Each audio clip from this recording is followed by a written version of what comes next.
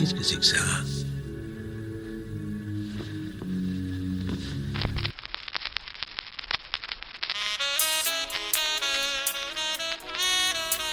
Non, non, non, non, non, non, non.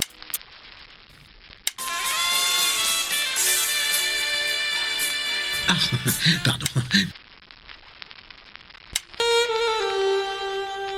Ah, voilà.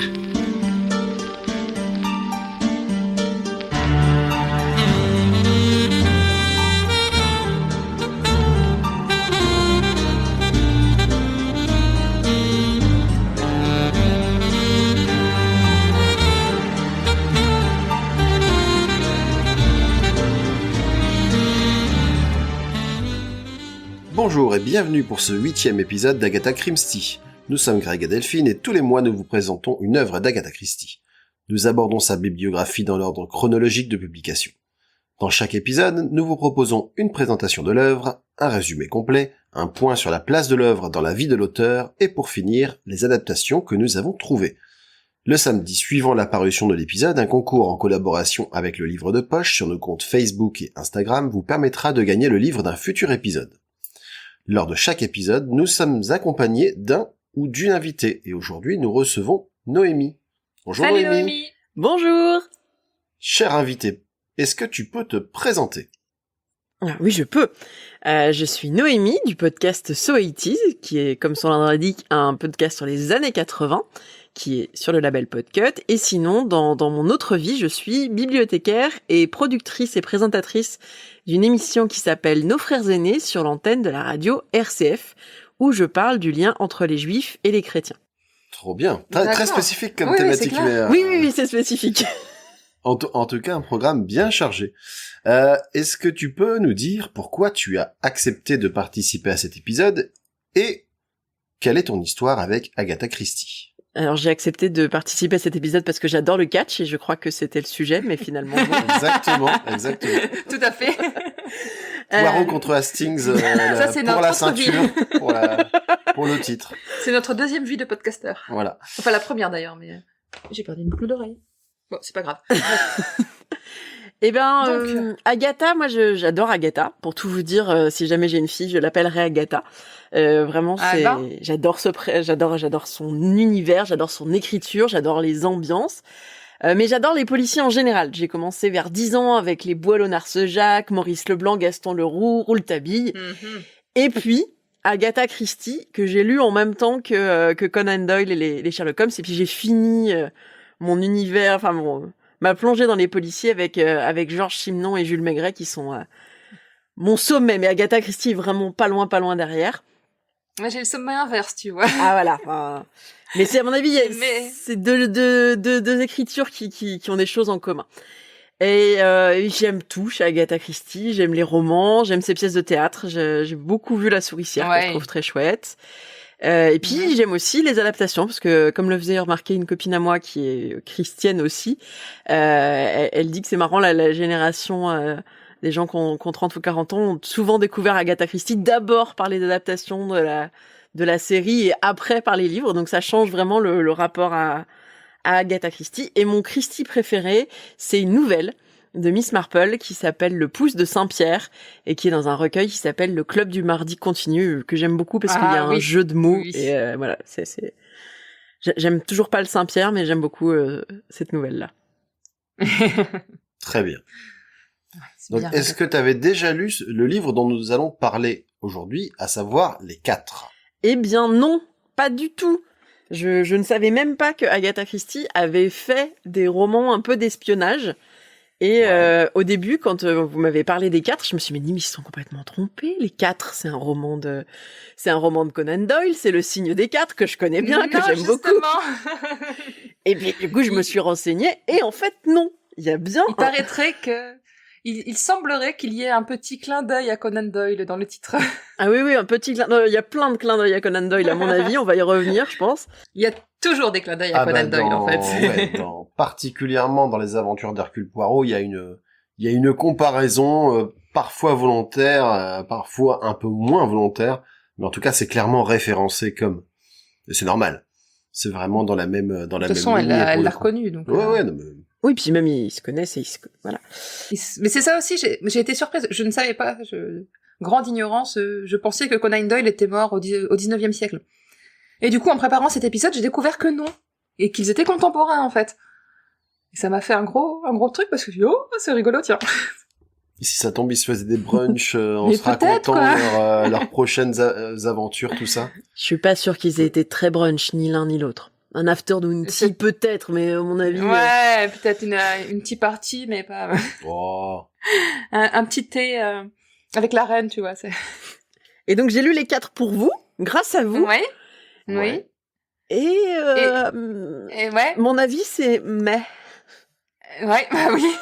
Ah, on va effectivement. C'est pas mon préféré, je le reconnais. Garde, ouais. On développera plus tard. Pour l'instant, on va en rester là, mais sans spoiler, je suis plutôt de ton avis. Oui, moi aussi, tu vois, c'est pas.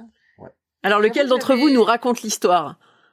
Alors d'abord. C'est Greg qui raconte toujours l'histoire, mais moi je fais d'abord une présentation du bouquin en fait, pour savoir un peu de quoi on parle. Mais je croyais que t'avais lu le conducteur. Mais je l'ai sous les yeux. Mais il y a d'abord marqué pitch rapide. Voilà, donc un pitch rapide, hein, tout simplement. Hercule Poirot et le capitaine Hastings viennent de se retrouver. Hastings se réjouit de retrouver son vieil ami, mais ils auront peu de temps pour en profiter. Ils vont se retrouver confrontés à une organisation internationale qui a pour but de prendre le contrôle du monde entier. Au travers de multiples enquêtes, Poirot parviendra peu à peu à dévoiler le mystère qui entoure les dirigeants de l'organisation, les 4, qui sont parfois nommés aussi les 4 grands.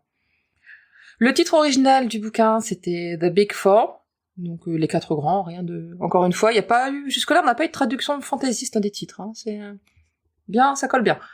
Il a été publié en 1927 au Royaume-Uni par les éditions Collins, toujours celles qui deviendront les HarperCollins plus tard, encore bien en activité actuellement. Ce roman est en fait une agrégation de plusieurs nouvelles qui étaient parues dans la revue The Sketch, et pour ça, Agatha a dû réécrire l'introduction, une conclusion et quelques liaisons pour rendre le passage fluide, ou presque, d'une nouvelle à l'autre. Ou presque. Donc c'est un livre qui faisait 247 pages quand il a été publié en France. Dans l'intégrale du Masque, il fait 168 pages, donc papier bible écrit en Arial 7, en Times 7, un truc comme ça. Livre de poche, 187 pages dans la nouvelle édition. Et en audiobook, j'ai regardé du coup, puisque Simon m'a donné cette envie de savoir combien de temps ça durait en audio. C'est 5h33 en VO. Je n'ai pas trouvé en VF. La traduction pour les éditions des Champs-Élysées en 1927 avait été faite par Xavier Roux et par Gérard de Chergé pour l'intégrale, une nouvelle traduction de 1990. J'ai pas regardé le livre de poche, ils indiquent que c'est une nouvelle traduction, mais j'ai pas eu le nom du traducteur. Maintenant, je sais pas s'il y a vraiment des grosses différences d'une traduction à l'autre. On avait eu le coup pour Le secret de Chimneys, où le personnage principal avait le prénom francisé dans les anciennes traductions. Mais à part ça, on n'a jamais eu de grosses Écoute, j'ai l'édition Masque là, et je ne vois pas le nom du traducteur non plus. Bah, je pense que t'as eu celle avec Xavier Roux, du coup. Oui, c'est ça, traduit de l'anglais par Xavier Roux, oui, c'était marqué dessus. Je sais pas du tout à quoi ressemblent les couvertures, j'ai pas vu... Ah bah sur la couverture du Masque, il y a une petite... c'est une petite salle avec un personnage avec les pieds entravés et un bâillon sur la bouche. Je pense qu'il s'agit de Hastings. Il y a des chances, oui. Je pense que c'est ça, parce qu'il est en costume assez chic. Uh-huh. Et sur la nouvelle édition du livre de poche, il y a 4 as différents qui sont représentés sur la couverture. Voilà, je pense qu'on peut passer au résumé, du coup. Tu es prêt ? Allons-y. Attention quand même, chers auditeurs, si vous n'avez pas lu le livre et que vous ne souhaitez pas être spoilé, faites pause, allez le lire et revenez nous écouter. Et sinon, vous pouvez passer le résumé, on va chapitrer l'épisode comme d'habitude. Parce que là, on va vraiment tout vous dire. Allez, vas-y Greg. Et Noémie, n'hésite pas à l'interrompre de temps en temps si t'as besoin, il a l'habitude. Ça marche. C'est bon, je peux y aller. Oui, tu peux. Voilà. Eh ben, ça démarre tambour battant. On retrouve Hastings qui, comme tu le disais, finit le trajet qui le ramène à Londres après 1 an et demi d'absence. Il était parti en Argentine avec sa femme, que l'on avait d'ailleurs rencontré dans le crime du Golfe. Mhm. Il revient pour affaire et veut en profiter pour surprendre son ami Poirot. Malheureusement, lorsqu'il retrouve ce dernier à son domicile, celui-ci est en train de faire ses valises parce qu'il s'apprête à partir pour Rio. Est-ce Il qu'ils sont comptait pas, lui-même. ils sont pas trop mignons quand ils essaient de se faire des surprises l'un et l'autre? Ouais, c'est ça, Si. c'est ça. C'est trop mignon. Mais t'as pensé à la même chose que moi. Ah, mais c'est parce que moi je m'en vais. Voilà. Mais je trouve que là, pour le coup, c'est un des trucs plutôt mieux réussi que dans les autres, enfin, ou qui va de mieux en mieux, c'est la relation entre Hastings et Poirot. Il y a toujours beaucoup d'ironie de la part de Poirot, beaucoup de moquerie, mais il y a de plus en plus de tendresse. Oui, voilà. Et il l'affiche de plus en plus. Enfin, on en reparlera. Donc, Poirot a une enquête à démêler, et il voulait en profiter pour surprendre Hastings. Il est de plus payé une somme colossale, ce qui a achevé de le convaincre. Il parle de cette enquête qu'il soupçonne très importante, lorsqu'un homme fait irruption dans la chambre voisine. Un homme manifestement désorienté, mais qui cherche Poirot, et qui perd connaissance. Lorsqu'il revient à lui, il griffonne à de multiples reprises le chiffre 4 dans différents formats. Puis il se met à lister ce qu'il appelle les 4, les représentants d'une organisation criminelle internationale. Le numéro 1 est leader, Li Changyen. Le numéro 2, chef des finances et désigné par le symbole du dollar. Le numéro 3, une Française ayant ses entrées dans le grand monde. Et enfin le numéro 4, surnommé le Destructeur. Mhm. Poirot doit partir prendre son train et laisse donc Hastings suivre ce mystère. Mais le train a un souci et Poirot en profite pour descendre, venant d'avoir une révélation. Une illumination de Poirot, comme ça lui arrive souvent. Voilà. Alors qu'il regagne son appartement, Poirot est formel. On a voulu l'éloigner. D'ailleurs, il dit cette phrase, on a voulu m'éloigner. Donc là, comme quoi, c'est vraiment... Premier degré. Il est donc impatient de revenir sur cette affaire. Malheureusement, il retrouve l'homme mort, alors que personne n'est censé être entré dans la chambre. L'homme a été empoisonné, probablement avec de l'acide prussique. Un acide qui laisse normalement une forte odeur, ce qui explique que toutes les fenêtres aient été laissées ouvertes. Non, c'est bien, ça change l'acide prussique. Oui, on a arrêté avec la strychnine. Ah, ça on Ouais, sent le côté chimiste d'Agatha qui est quand même très très pointu sur les poisons, lequel, les dosages. Mais Exactement. Et retenez ce côté chimiste et pointu sur les poisons. Ouais, je pense qu'elle devait recevoir la newsletter de l'empoisonneur. Ou alors c'est elle qui l'écrivait, quoi. Il y a La gazette de l'empoisonneur. Il y a celui-là, excellent. Ah, j'ai pas encore fait. Donc, Poirot remarque que sa pendule est arrêtée sur le 4, ce qu'il pense être un indice posthume de la victime. Une signature, peut-être? Bah, Ou la victime qui avant de mourir, a mis la pendule sur 4? Lui, il dit assez clairement qu'il pense que c'est la victime qui a voulu désigner son meurtrier. D'accord. C'est meurtrier.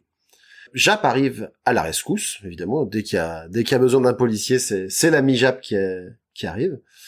Et il identifie la victime. Il s'agit de Meyerlich, un agent de renseignement disparu depuis 5 ans en Russie. Un employé de l'asile le plus proche passe bientôt pour indiquer qu'il est là à la recherche d'un évadé, un pensionnaire depuis 2 ans. Coïncidence troublante. Mhm. Il identifie le cadavre puis prend congé pour préparer les formalités administratives. Poirot en profite pour vérifier auprès de l'asile local. On lui apprend qu'aucune évasion n'a été signalée. Les 4 seraient-ils déjà à l'œuvre? Tan.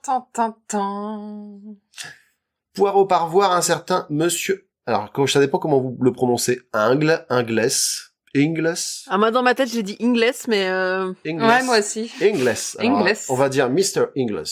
Voilà. Spécialiste de l'Orient, et qui pourrait avoir des informations sur Li Changyen. Et effectivement, ce monsieur pense que Li est derrière un complot d'ordre mondial, rien que ça. Il a également eu des témoignages disant que Yen a organisé des expériences ignobles afin de mettre la main sur une puissance scientifique inégalée. Mhm. Il mentionne également la lettre d'un homme qui lui indique être menacé par les 4 car il en sait trop. Homme qui réclame de l'argent pour s'enfuir, mais Mr. Ingles n'avait alors pas pris sa lettre au sérieux. Poirot et Hastings voudraient lui rendre visite, mais hélas, lorsqu'ils arrivent accompagnés de Mr. Ingles, la police est déjà sur les lieux.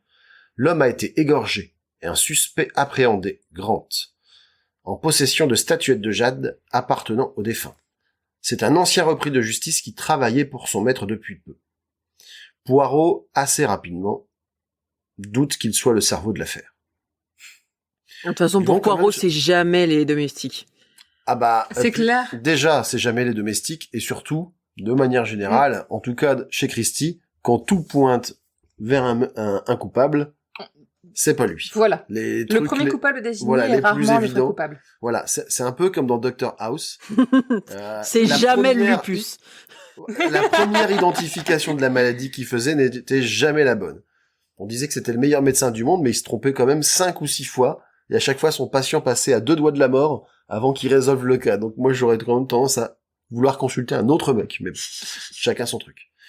Donc ils se rendent sur la scène de crime. Fidèle à sa méthode atypique, Poirot relève des éléments a priori saugrenus pour établir sa théorie. Notamment une histoire de gigot congelé qui proviendrait de Nouvelle-Zélande. Alors quand j'ai vu ça, moi j'ai cru qu'il avait servi à assommer Ouais, moi aussi. le gars en Je me fait, dis, c'est avant une de le bonne arme tuer. contondante, quoi. Voilà, parce qu'il y a eu. Il y en a une, comme ça mais je de- crois que c'est avec un thermomètre à gigot. Non, mais c'est pas Thermomètre d'Agatha à Christie, gigot. c'est un autre auteur qui a fait une nouvelle comme ça avec un gigot qui a servi. Mais parce que souvent, il y a des trucs qu'ils Peut-être font Hitchcock. pour cacher des indices, Voilà. des choses comme ça, c'est Et souvent. c'était Il y a eu une nouvelle comme ça où un gars a tué quelqu'un d'autre en l'assommant à un gros coup de gigot. Après, a cuisiné le gigot, il l'a bouffé, donc il n'y avait plus de preuves. Alors, Imparable. on peut se poser la question de combien d'auteurs de crimes ont été inspirés par Agatha Christie, Et son Conan gigot Doyle, congelé. etc. Les mecs qui leur ont donné des super idées, mais c'est génial, moi qui voulais justement me débarrasser de ma belle-mère. C'est ça. Bon, on Faudrait qu'on se on renseigne. embrasse toutes les belles-mères. Bref, il demande ensuite à voir Grant et lui révèle qu'il ne le croit pas coupable. Grant lui confie qu'il a obtenu ce poste en sortant de prison grâce à un certain Sanders, qui bossait pour une association de réinsertion. Poirot commence à échafauder le déroulé des événements. Cet homme a embauché Sanders pour lui mettre le crime sur le dos et lui a donné une paire de chaussures dont il avait un autre exemplaire pour imiter ses empreintes. Quant au meurtrier, il s'agit d'un homme déguisé en boucher qui est venu livrer le gigot le jour même. Il a donc pu apparaître couvert de sang en public. Mhm. Tout cela est diablement ingénieux. Poirot reçoit un peu plus tard la visite de Japp, accompagné d'un agent des services américains, un certain Kent. Il vient se renseigner sur les 4, ayant découvert qu'ils sont peut-être derrière la destruction de navires américains grâce à une invention technologique redoutable et non identifiée. Il souhaitait d'ailleurs en apprendre plus sur cette technologie auprès d'un savant anglais, Hallyday. John Hallyday. Aucun lien, mais il s'appelle vraiment John Hallyday. J'avais pas tilté. Comment tu veux ne pas y penser, quoi, le mec Forcément. John Hallyday. Voilà. On est obligé. Mais celui-ci a disparu 2 mois auparavant lors d'une visite professionnelle à Paris. Poirot va interroger la femme de ce dernier quant aux circonstances de la disparition, puis décide d'aller directement à Paris pour démêler cette histoire. À sa voyage, hein, dans celui-ci, Ouais. ça peut Paris-Londres, il a clairement pris un abonnement de train, il y est tous les Je 2 jours. pense. De Ouais. ferry. Ouais. Bah oui, les À deux, l'époque- parce qu'il n'y a pas de Bah voilà, tunnel c'est sous ça. la Manche. Surtout que Poirot n'aime pas prendre le bateau. Voilà. C'est Bah, à vrai. l'époque, en plus, ils avaient pas la carte Kiwi, donc voilà, non. ils pouvaient pas cumuler comme ça les... Je cumulais pas les miles. C'est la carte vermeille à son âge, non? Oui, il y a des chances. Oh, il est pas si vieux, Poirot. Oh, si, bah, Ah, pour déjà, moi, il prend sa retraite. Oui, mais à mon avis, il prend sa retraite après la guerre, après la première.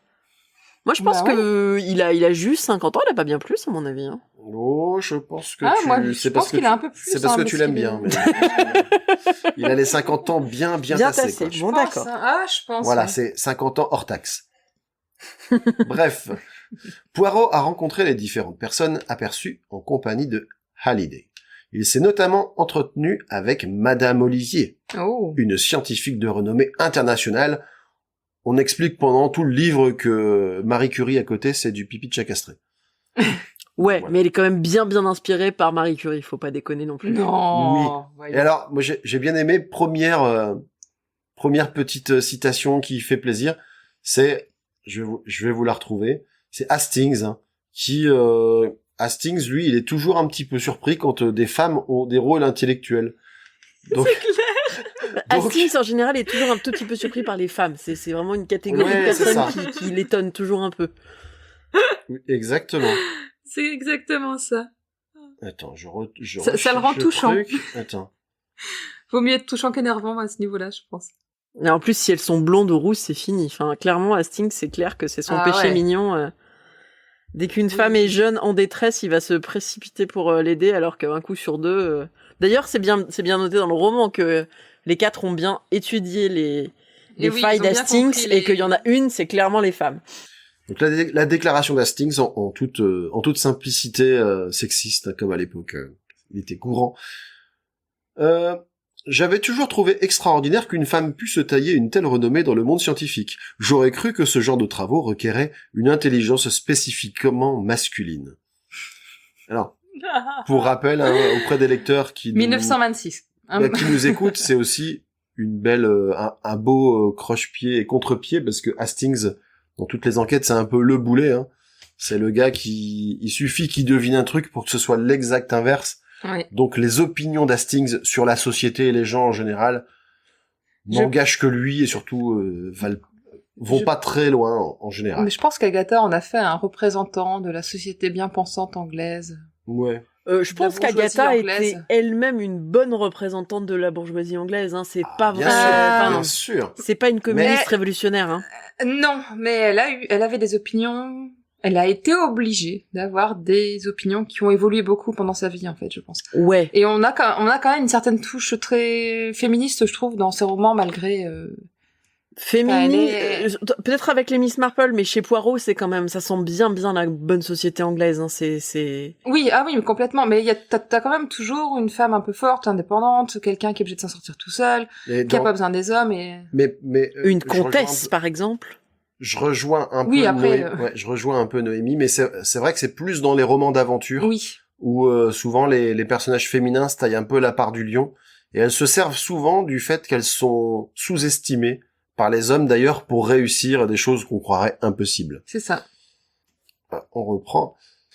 L'échange avec Madame Olivier ne donne rien de particulier, mais c'est en croisant une jeune veuve dans les couloirs de ses appartements qu'il tique. Il manque d'ailleurs, un peu après, de se faire écraser par un arbre. C'est un événement a priori anodin, mais qui m'avait semblé un petit peu louche, mais ils reviennent pas dessus, donc... Si, ils reviennent dessus quand ils reviennent dans le jardin, justement. Un arbre. Ouais, tu crois? Quand ils reviennent dans... C'est à cause de cet arbre-là qu'ils font demi-tour aussi. Oui, mais tu vois, enfin, ils le précisent pas de manière explicite que c'est qui croit à un attentat, on va dire. Ah, moi je l'avais, bon. En tout cas, moi, je l'ai pas interprété comme ça. Je sais pas, toi, Noémie, tu penses... Enfin, pour moi, ça semble évident que c'en est un, mais j'ai pas relevé le fait qu'il... Non, je l'ai pas relevé non plus. Et c'est vrai que c'est pas une des péripéties qui m'a le plus marqué. Ouais. Donc, il reconstitue mentalement les faits menant à l'enlèvement. Donc, il pense qu'en gros, John Hallyday, j'y arriverai jamais. John Hallyday, donc, a rencontré quelqu'un sur le chemin du retour, parce qu'il s'était entretenu avec Madame Olivier, et qu'il a été emmené sur un petit chemin peu fréquenté pour se faire enlever. Non, en fait, il est assez persuadé que c'est pas loin d'ici. Il retourne donc chez Madame Olivier, et parvient à obliger la veuve à se montrer, retrouvant ainsi une vieille connaissance, la comtesse Rossakoff, dont Poirot avait déjà déjoué les plans. Elle propose d'échanger sa liberté contre celle d'Hallyday. Après l'avoir récupéré dans un hôtel, Poirot peut enfin rencontrer le scientifique. J'ai juste un... Au moment où l'arbre tombe... Ouais. Donc, un arbre venait de s'abattre sur le trottoir, nous manquant de peu. Poirot le regarda bouche bée, pâle et bouleversé. Il s'en est fallu d'un cheveu, c'est quand même trop bête. Dire que je n'avais pas le moindre pressentiment, le moindre soupçon, ou si peu. Et je pense que moi, c'est ça qui m'a mis la puce à l'oreille en me disant que Poirot avait interprété ça comme un attentat contre eux. Peut-être. Ok. Je te l'accorde. Bon. Donc le scientifique en question, malheureusement, ne se souvient de rien concernant les 4, hormis leur puissance illimitée. La comtesse s'éclipse, non sans avoir signé une lettre marquée d'un IV, ce qui correspond à ses initiales, alors je sais plus, c'est... Inès. Irène. Non, Irène, c'est... Irène, c'est dans Hercule Poirot, dans Sherlock Holmes. C'est dans Sherlock Holmes. Oui, c'est ça, mais c'est ça que je... Mais c'est volontaire, encore une fois. Oui. Inès quelque chose. Avec un V. Oui. Mais qui fait 4 en chiffre romain. Waouh, mais quelle coïncidence. Mais oui, là aussi, c'est un des parallèles qui est très très clair avec justement avec Sherlock Holmes et avec Inès, avec Irene Adler, qui est aussi la némésis plus ou moins love interest de l'inspecteur, enfin du détective. Ah bah là, il y a, on verra plus tard qu'il y a un petit peu de ça. Hein. Oui, non, mais je pense Bien. que c'est fait exprès. Les deux personnages se ressemblent vachement. Inès Véronneau. Ouais, Inès. Oui, Véron. non, c'est complètement volontaire la ressemblance entre les deux. Poirot reçoit ensuite la visite d'un homme qui se présente à mots couverts comme un émissaire des quatre. Il propose au détective d'abandonner son enquête en échange d'une somme colossale, pas moins d'1 million. C'est-à-dire, il file déjà 10 billets de 10 000. Bon, à l'époque, c'était pas les mêmes que nous. Non, mais c'était quand même. beaucoup, justement. Oui. Et en plus, il dit que c'est que le premier c'est qu'un 10e du versement. Donc ça commence à faire une somme coquette. Mais alors qu'Hastings convainc Poirot d'appeler la police, l'homme tente de fuir. Hastings semble maîtriser, mais il se prend une planchette japonaise, oui. si. Et son adversaire s'enfuit, prenant sans doute l'apparence d'un garçon d'étage pour quitter l'hôtel. Pendant la bagarre, il a laissé tomber son portefeuille. Celui-ci contient son identité et des coordonnées, mais Poirot flaire le guet-apens. Il retourne ensuite chez Madame Olivier, qui lui signale la disparition de sa secrétaire et un cambriolage récent, et révèle garder un morceau de radium dans un coffre de plomb, Mais ce quelle qui idée. pourrait attirer les convoitises des quatre. C'est une grande scientifique, elle a le droit. Voilà, c'est comme ça. C'est à ce Poirot... moment-là que tu t'es exclamé aussi, bah dis donc, c'est de la science-fiction. Ouais, pas loin. Ouais. On va en reparler, mais c'est vrai que il y a un des fils rouges, c'est effectivement les progrès de la science et la maîtrise de la radioactivité et de l'atome. Ce que j'ai trouvé quand même très... J'imagine que ça devait être dans l'air du temps, Oui, mais je pense. on est quand même pas loin à l'époque, dans les années 20, c'est quand même Ouais. pas loin du roman d'anticipation, quoi. Les je veux dire, nouvelles ont été écrites en 1924. Voilà, faire une arme avec la puissance de l'atome, j'avoue que ça m'avait intrigué. Poirot et Hastings font mine de repartir en Angleterre en train, mais un complice arrête ce dernier en tirant le signal d'urgence. Ils regagnent ensuite la maison de Madame Olivier, mais se font tendre une embuscade et ligoter, avant d'être conduits dans un souterrain secret sous le laboratoire. Ils sont mis en présence du numéro 3, qui n'est autre que Madame Olivier en personne. Alors que tout semble perdu, Poirot demande qu'on lui donne une dernière cigarette de son étui personnel, ce qui lui est accordé. Dans un moment digne de James Bond, Poirot révèle, avec difficulté sans doute, que cette cigarette est en fait une mini sarbacane munie d'une fléchette enduite de cuir rare. Eh. Alors du coup, je sais pas comment tu révèles ton plan, parce que quand t'as déjà une cigarette dans la bouche, tu dis « Attention, si tu bouges, j'ai ceci ». Tu l'as mis dans le coin, la cigarette, c'est déjà plus facile Oh mais pour du coup tu parler. vises plus droit.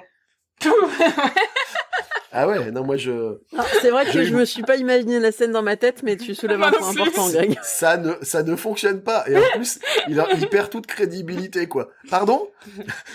Je te dis, j'ai une sarbacane, fait une cuir. Quoi? Bref, ça peut durer très longtemps. En plus, numéro 3 a commis quand même une grosse erreur, c'est qu'elle avait congédié tous ces hommes de main ne restant seuls avec eux. Ouais, donc c'est là qu'on voit bien que quand même les femmes, c'est pas vraiment les œufs les plus affûtés du tiroir, hein, chez Agatha Christie. Les couteaux, même. Oui. Je suis content que je suis content que tu le fasses remarquer. Nous en resterons là. Poirot et Hastings peuvent s'enfuir, mais savent désormais être seuls face à des adversaires déterminés et surtout puissants. Alors, déterminé et puissant à faire chier Hastings et Poirot, à faire autre chose... Mais Non, si, ils font ils des veulent, plans machiavéliques. En fait, à chaque... Il veut utiliser le rayon de radium concentré pour... Moi, à ce Pourquoi moment-là, je me suis dit que c'était un petit peu des méchants en carton, quand même. Bah, c'est surtout que, globalement, s'ils avaient un gros problème... Parce qu'en fait, ils veulent dominer Poirot avec classe. Parce qu'à un moment, Poirot le dit... Hastings dit, bah ouais, mais quand même, ils pourraient nous mettre une bombe dans la tronche, quoi. Et Poirot qui dit, non, ils vont pas s'abaisser à ce genre de machine infernale. Bah, si t'as envie d'être tranquille, si, tu t'abaisses à ce genre de truc. Ou une enveloppe avec de l'anthrax, et puis c'est réglé, quoi. Je veux dire, c'est... Mais non, ils ont préféré tendre des pièges. C'est leur truc préféré. Ils donnent rendez-vous. En fait, la moitié des nouvelles, c'est ça, on peut le dire, hein, quand même. La moitié des chapitres, c'est ça. Ils donnent rendez-vous. C'est un faux rendez-vous. Les gens y vont pour vérifier que c'est un faux ou un vrai rendez-vous. Et puis, ils sortent du piège, ils ont un début de piste, mais en fait, non. Enfin, Il y a un peu une dynamique à l'inspecteur Gadget. C'est ça. T'as vraiment. Un jour, je dirigerai le monde. C'est ça. ouais. C'est un peu les méchants les plus bêtes du monde, quand même, j'ai trouvé. C'est clair. On sent qu'elle avait pas une grande inspiration à ce moment-là. Ouais. Elle a des excuses. Ouais. Poirot et Hastings rentrent en Angleterre, où un nombre important de lettres attendent Poirot, dont une lettre d'Abe Ryland, le milliardaire américain qui avait tenté d'envoyer Poirot en Amérique du Sud. Il est excédé, d'ailleurs, du refus de Poirot. Mais ce dernier en est persuadé, Ryland est le numéro 2, puisqu'on lui avait mentionné une puissance financière qui venait des États-Unis, donc il se dit que la coïncidence est un peu grosse. Il a appris que l'homme d'affaires recrutait un secrétaire, et tout en l'avertissant des dangers, il propose à Hastings de postuler.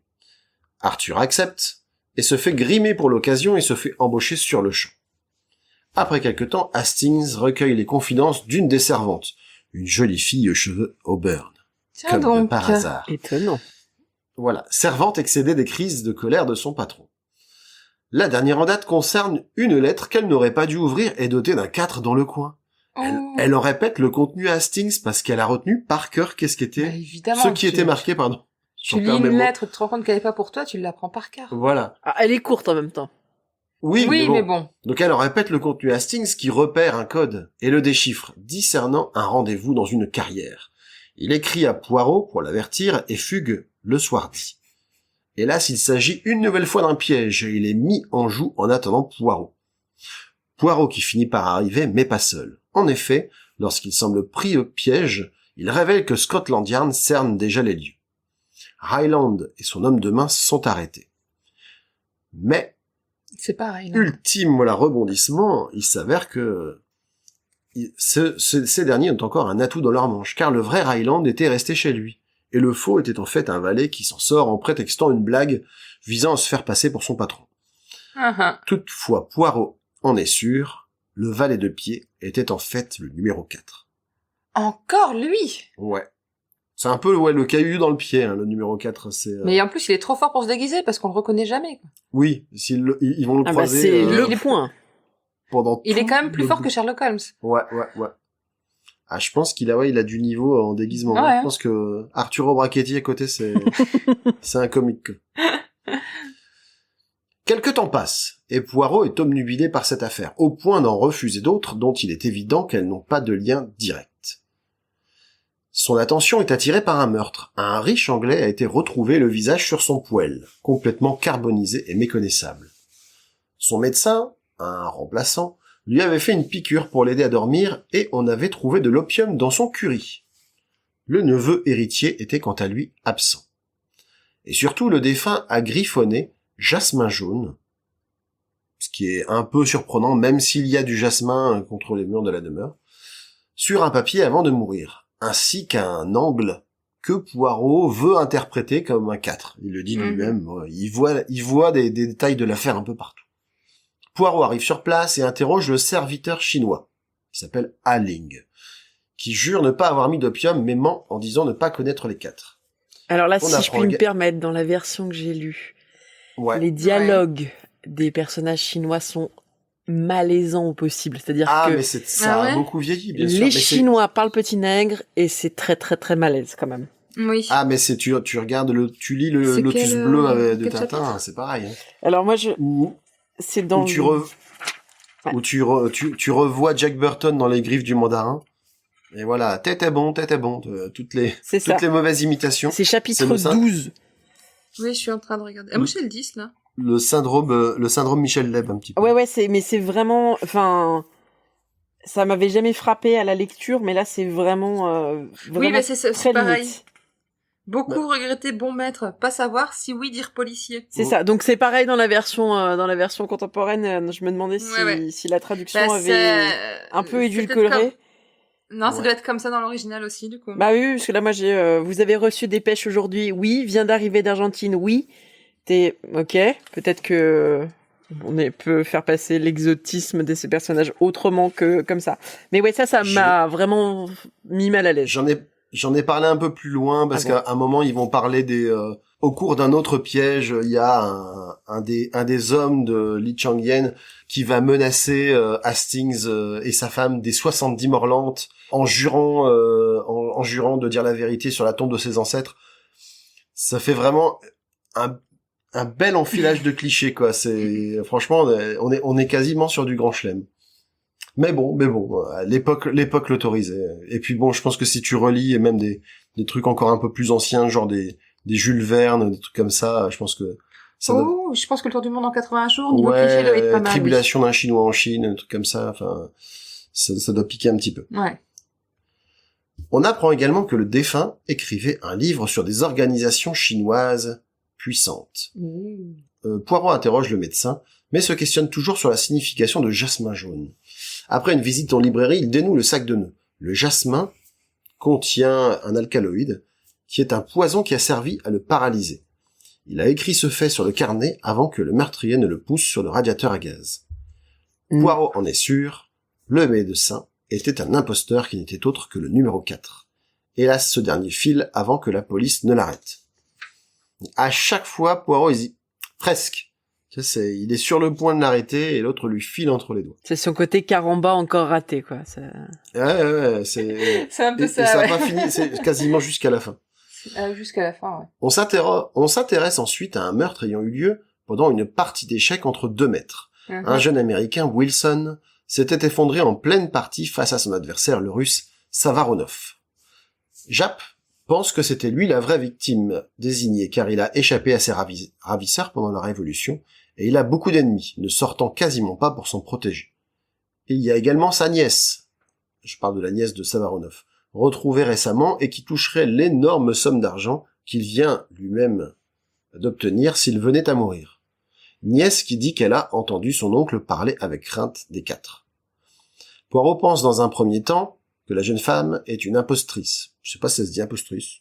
On n'a qu'à dire que oui. On dit que On va si, dire ouais, c'est bien impostrice. une impostrice, moi Voilà. j'aime bien. C'est un peu dur à dire, mais voilà. Et que le serviteur du russe, un certain Ivan, pourrait être le numéro 4. Il comprend toutefois son erreur en analysant la pièce d'échecs que tenait le joueur dans sa main. Il n'a pas été empoisonné comme on pouvait le croire, mais électrocuté.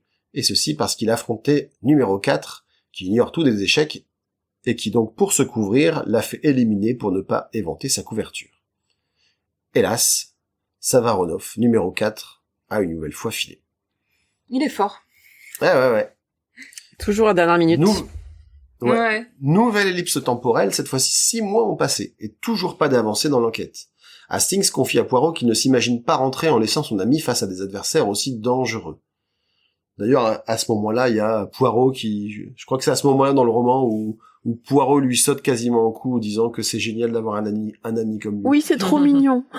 Ouais, ça c'était cool. Ouais. Il reçoit ensuite un télégramme l'informant que sa femme a été kidnappée, sans doute par les 4. Un deuxième message reçu dans la foulée confirme que les 4 la détiennent et lui enjoignent de se livrer à eux sans avertir Poirot. Là j'ai mis, pour moi-même, ça sent le gros fake encore, mais Oui, Hastings va suivre. aussi, oui. Voilà. Mais bon, voilà. Hastings va suivre le Chinois venu le chercher. Non sans avoir laissé des indices à Poirot de ce qui lui arrive, malgré l'interdiction qui lui est faite. À savoir qu'il sort 4 morceaux de charbon de la cheminée et il fait tomber 4 livres de sa bibliothèque. Oui, parce que Poirot l'avait engueulé avant parce qu'il rangeait pas sa bibliothèque. Là, j'ai relate très très fort avec Poirot étant bibliothécaire moi-même. C'est ça. J'étais en compassion totale. Non, mais je comprends aussi, hein. Ouais. Il est amené dans un lieu reculé où il rencontre un serviteur de numéro 1, qui l'oblige à écrire une lettre à Poirot afin de l'attirer dans un piège. Une lettre dictée. En tout cas, Poirot finit par arriver. Et Hastings veut le prévenir au dernier moment. Mais alors que les hommes de numéro 4 sont sur le point de se saisir de lui, Poirot projette un gaz soporifique qui met tout le monde KO sauf lui. Parce on lui avait demandé de masquer pour passer incognito ses moustaches, il en a profité pour mettre un masque à gaz sous une écharpe qu'il avait. Il ramène Hastings en lieu sûr et lui confie que sa femme n'a jamais été en danger. Entre parenthèses, on s'en doutait tous, sauf Hastings. Ah, il est naïf, ce cher. Voilà. Ah bah, c'est là où j'ai mis chouette moment, par contre, où Poirot congratule Hastings en lui disant qu'il est vraiment un ami formidable. Donc c'est vraiment à ce moment-là où ça se passe, parce qu'il dit, ouais, en gros, qu'il est loyal envers sa femme et envers Poirot, et que quoi qu'il leur arrive, il fera tout pour les sauver dans la limite de ses capacités. On prend un peu de temps ensuite pour décrire la personnalité de chaque ennemi, notamment numéro 4, que Poirot pense être un comédien, parce que c'est quelqu'un qui a vraiment la capacité de prendre n'importe quelle identité. Il a des collaborateurs qui cherchent un profil assez standard chez les comédiens répertoriés, et à force de recoupement, ils n'ont plus que 4 suspects, notamment un certain Claude Darrel, qui a visité la Chine et les États-Unis. Mhm. D'ailleurs, une de ses anciennes amies, Miss Monroe, a répondu à une annonce et leur parle de Claude. Elle se dit prête à leur montrer une photo qu'elle a chez elle, mais se fait renverser par une voiture en rentrant. Quant à l'appartement, il a été visité, ce qui semble quand même indiquer que la piste est chaude bouillante. Mhm. Et c'est là qu'elle indique la manie qu'il avait de faire des boulettes de Ah mie de oui. pain quand il attendait son repas au restaurant. Tout à fait. Ça, c'est Ce le qui truc sera- important. Ce qui C'est sera clair. très important pour la suite. Poirot est parvenu à organiser une rencontre avec le ministre de l'Intérieur et un homme politique français. Il les met en garde contre les 4, même si le français peine à croire que Madame Olivier puisse être dans le coup. Ingles, présent lui aussi, s'efforce de l'appuyer. Poirot donne toutes les infos qu'il détient au cas où il ne serait bientôt plus en état de le faire. Il est inquiet. D'ailleurs, quand il rentre chez lui, il en profite aussi pour parler à Hastings d'un frère jumeau. Oui, Qu'il un a. jumeau homozygote. Je tombais des nues. Donc un certain Achille Poirot qui, à l'instar de Mycroft Holmes, la référence est quand même assez évidente, est un peu le frère qui est presque aussi doué, voire aussi doué que l'autre. Mais beaucoup Mais plus qui- feignant. Alors que Voilà, mais- Mycroft, lui, il charbonne. Voilà. Achille, on sent qu'il y a Ils une sont, certaine nonchalance. Belge, d'ailleurs, puisqu'il Ouais. habite en Belgique. Il c'est habite ça. à Hâte, je crois. Hein? C'est ça, hein? À Hâte, il habite. ATH? Je ne sais pas. Je sais plus. Non, il est pas marqué dedans? Si, Ouais, c'est il marqué habite là en où il habite. Mais ce qui est très marrant, c'est Achille et Hercule. Les parents ont clairement des idées très, très mythologiques, quoi. Des références Mais grecques. le parallèle avec Mycroft, justement, oui, c'est ce côté un frère. Autant Sherlock et Mycroft sont complètement différents physiquement, autant les deux sont complètement identiques physiquement. Ouais. Et elle a joué comme ça sur les oppositions, sur Mycroft qui est toujours en action et Achille qui est complètement, Qui se laisse on aller. va dire, qui profite de la vie, Ouais. qui a aucune envie de s'intéresser à ce que fait son frère, alors que Mycroft est en ingérence dans la vie de Sherlock très souvent. Et ainsi de suite, quoi. C'est assez... Ouais. Elle a vraiment joué sur les oppositions. Là, c'était vraiment volontaire. En tout cas, quand ils rentrent chez eux, une infirmière les attend. Elle se dit inquiète que son patient, Mr. Templeton, soit empoisonné par son médecin qui a une liaison avec sa femme. Elle mentionne que Mr. Templeton dit que 4 personnes lui en veulent. Lui en veulent. Décidément. Encore une fois, 4. Oui. Là aussi, hein, enfin, ça pue l'énorme piège.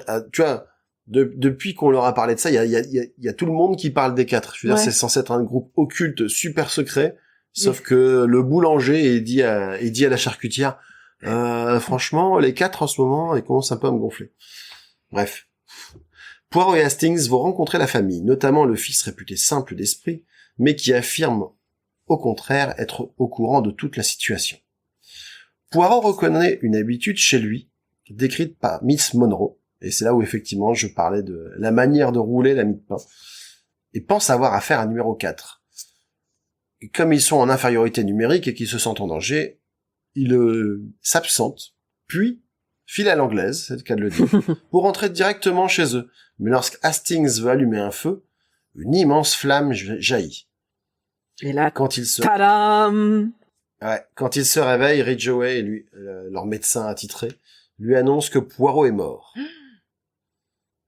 Là, j'ai mis Alors là, ouais, vas-y. j'ai mis entre parenthèses, sauf qu'il a mentionné devoir faire appel à son frère, donc c'est un gros leurre.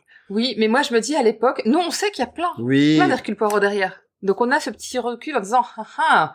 Mais les gens, à l'époque, quand ils ont vu ça a quand même dû faire un petit coup, quoi. Ah, moi, j'ai cru Oui, qu'il et était puis- vraiment mort. Hein. J'étais dans mon truc. J'étais qu'est-ce qui se passe? bah, moi je me suis dit que du coup c'était son frère qui avait morflé ou une connerie Ouais, comme moi, j'ai ça. pensé que c'était son frère à la place. Il y avait un truc qui me semblait louche. Effectivement, je sais qu'il y a des Poirots derrière, Et puis, enfin, disons que ce genre de procédé est quand même très répandu dans la littérature, donc on est des lecteurs avertis, comme on dit. Donc voilà, on se laisse pas prendre au piège, mais j'imagine qu'à l'époque, c'était beaucoup plus nouveau et donc potentiellement plus convaincant. L'enterrement de Poirot a eu lieu et Hastings est dévasté. Il ne tarde pas à recevoir plusieurs avertissements des 4, lui enjoignant de retourner en Argentine. Il s'apprête à les ignorer, coûte que coûte, quand il reçoit un message de Poirot lui-même, adressé par son notaire, lui indiquant que son départ est indispensable au plan. Il a également, avant de partir, été au chevet du serviteur chinois d'Ingles, qui est supposé mort en mer, qui lui adresse quelques mots en italien avant de mourir. Donc un Logique. Chinois qui parle en italien, voilà, Oui, un oui. Chinois qui parle en italien, tu te dis waouh, ça doit être Qui sympa. parle mal en italien quand même. En plus, alors qu'il a embarqué, donc Hastings, cette fois-ci, sur un paquebot, recevant au passage un message du destructeur qui le félicite de sa sagesse, un contre-torpilleur, rien que ça, vient de récupérer. Il est ensuite acheminé à Bruxelles, où il retrouve Hercule Poirot en pleine forme, qui lui explique la supercherie et lui annonce qu'ils vont pouvoir porter un coup fatal aux 4, et que tout est presque prêt. Mais il a rencontré Achille en cours de route. Il avait rencontré Achille avant Hastings. Non, Non, personne rencontre Achille. c'est après. Ah non, mais C'est non, après. non, c'est ça. Par contre, quand il retrouve Poirot, ah non, c'est après, oui, C'est après. c'est après. Pour une fois que c'est toi qui mélange Ouais, dans ouais. le livre et pas moi. Poirot explique que les mots qui lui ont été dits en italien désignaient une station balnéaire près d'un lac dans le Tyrol italien. Alors, moi, j'étais quand même estomaqué parce que un Chinois agonisant qui dit des mots en italien que Hastings répète mal et que Poirot dit « Ah, mais c'est une station Mais balnéaire c'est parce qu'il était au courant du truc déjà avant, je pense. » Tu crois? Parce que je pense. j'espère, parce que sinon Il le mec, avait, il est il super avait dû fort. avoir vent de... Moi, je pense qu'il a été prendre les eaux dans le Tyrol italien, hein, c'est la seule Voilà, solution. ouais. Moi, je vois Fait. bien un Ouais. Poirot là-bas, tu vois. Corazzo, voilà. Ah, mais très belle station. Il y a un restaurant sympa près du lac. Ouais. Je le connais très bien. Alors, c'est- En tout cas, il va attraper les 4 lorsqu'ils seront tous réunis là-bas. Ils se rendent donc sur place et retrouvent au restaurant le numéro 4 qui leur fait face sans se douter qu'ils sont là. Mais au moment où il aperçoit Poirot, il blêmit de le voir vivant. Lorsqu'il revient, toutes les lumières s'éteignent. Mhm. Poirot et Hastings sont une nouvelle fois ligotés et amenés devant les 4. Ah oui, ça y est, ça y est. Enfin les 3 plutôt, parce que le numéro 1 est absent. Et la comtesse Rossakoff qui fait le nombre. Parce qu'en fait, il y avait 4 sièges, donc ils pouvaient ramener un ami, donc ils se sont dit, la comtesse Rossakoff, quand même, c'est un de leurs agents de prédilection. Alors que tout semble perdu, le détective belge révèle qu'il n'est pas Hercule, mais Achille, son jumeau, et que son frère est en train de mener une opération visant à les arrêter avec la police. Une explosion retentit. Et d'ailleurs, il a plus de moustache à ce moment-là. Oui. Il a rasé sa moustache et il s'est fait une cicatrice sous la Mais sur dis la pas lèvre. tout! Il est disparu là? Bah, on sait pas encore que c'est fait, hein. Mais si, Mais justement. non. Chut. Une Ouais. explosion retentit, les 4 paniquent et s'enfuient.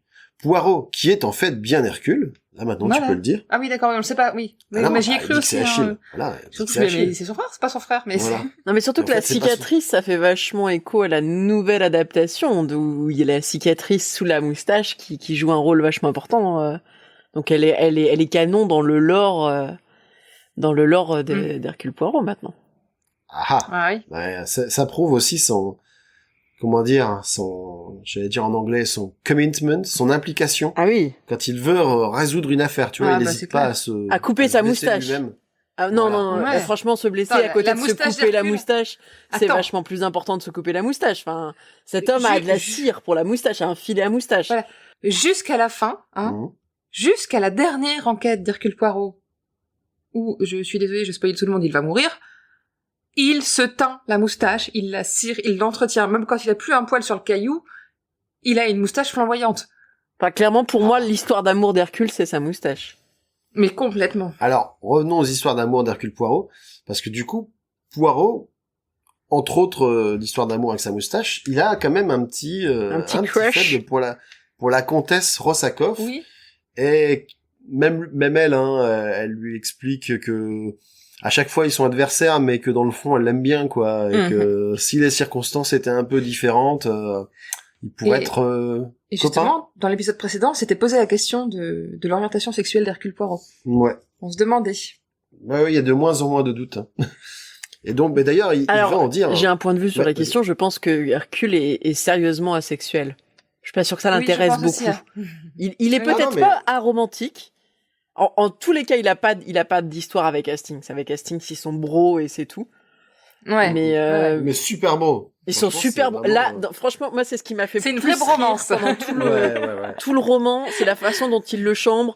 Hastings s'en rend un peu compte. Et vraiment, à chaque fois que j'ai pouffé, c'était en un moment Hastings-Poirot. Et c'est vraiment le roman de la bromance entre les deux, je trouve. C'est ça. Donc Poirot parvient à convaincre la comtesse Rossakoff de les libérer contre les indications d'où se trouverait le fils de cette dernière. Elle a un peu du mal à les croire au début parce que pour elle, son fils est mort.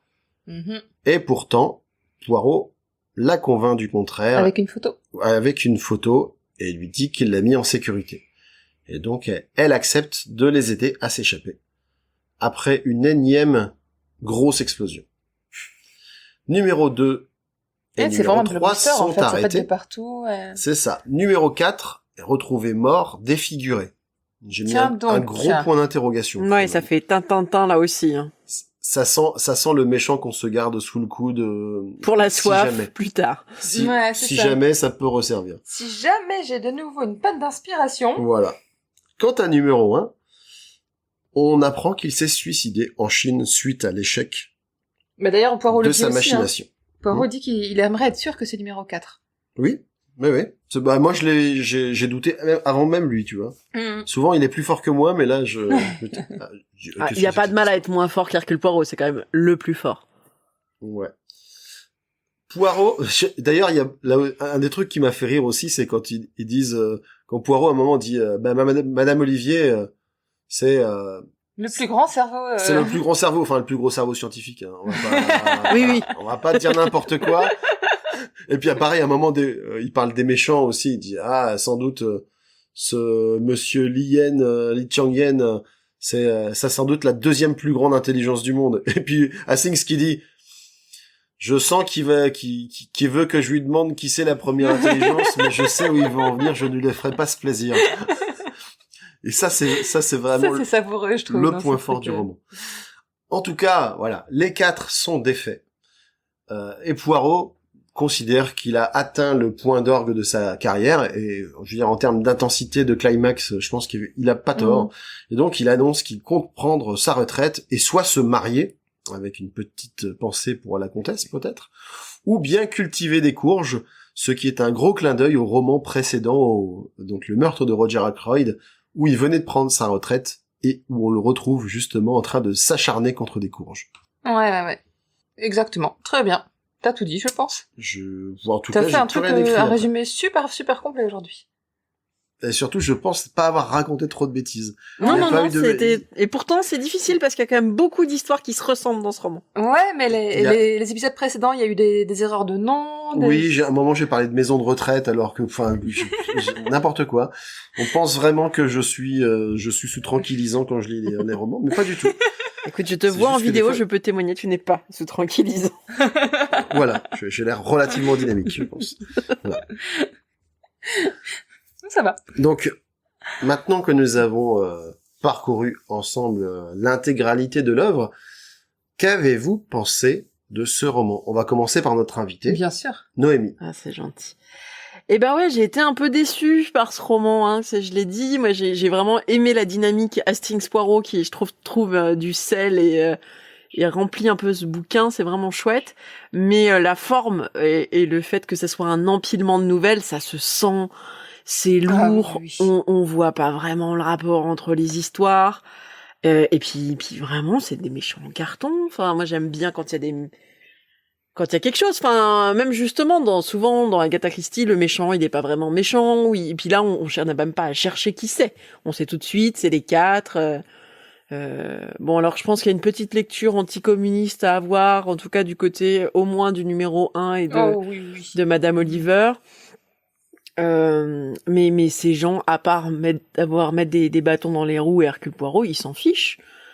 Ils tuent des gens, certes, mais c'est pour couvrir leurs traces. Ils sont les spécialistes du rendez-vous raté, mais à part ça, ils font pas grand-chose. Donc du coup, moi, j'étais un peu déçue par ces méchants.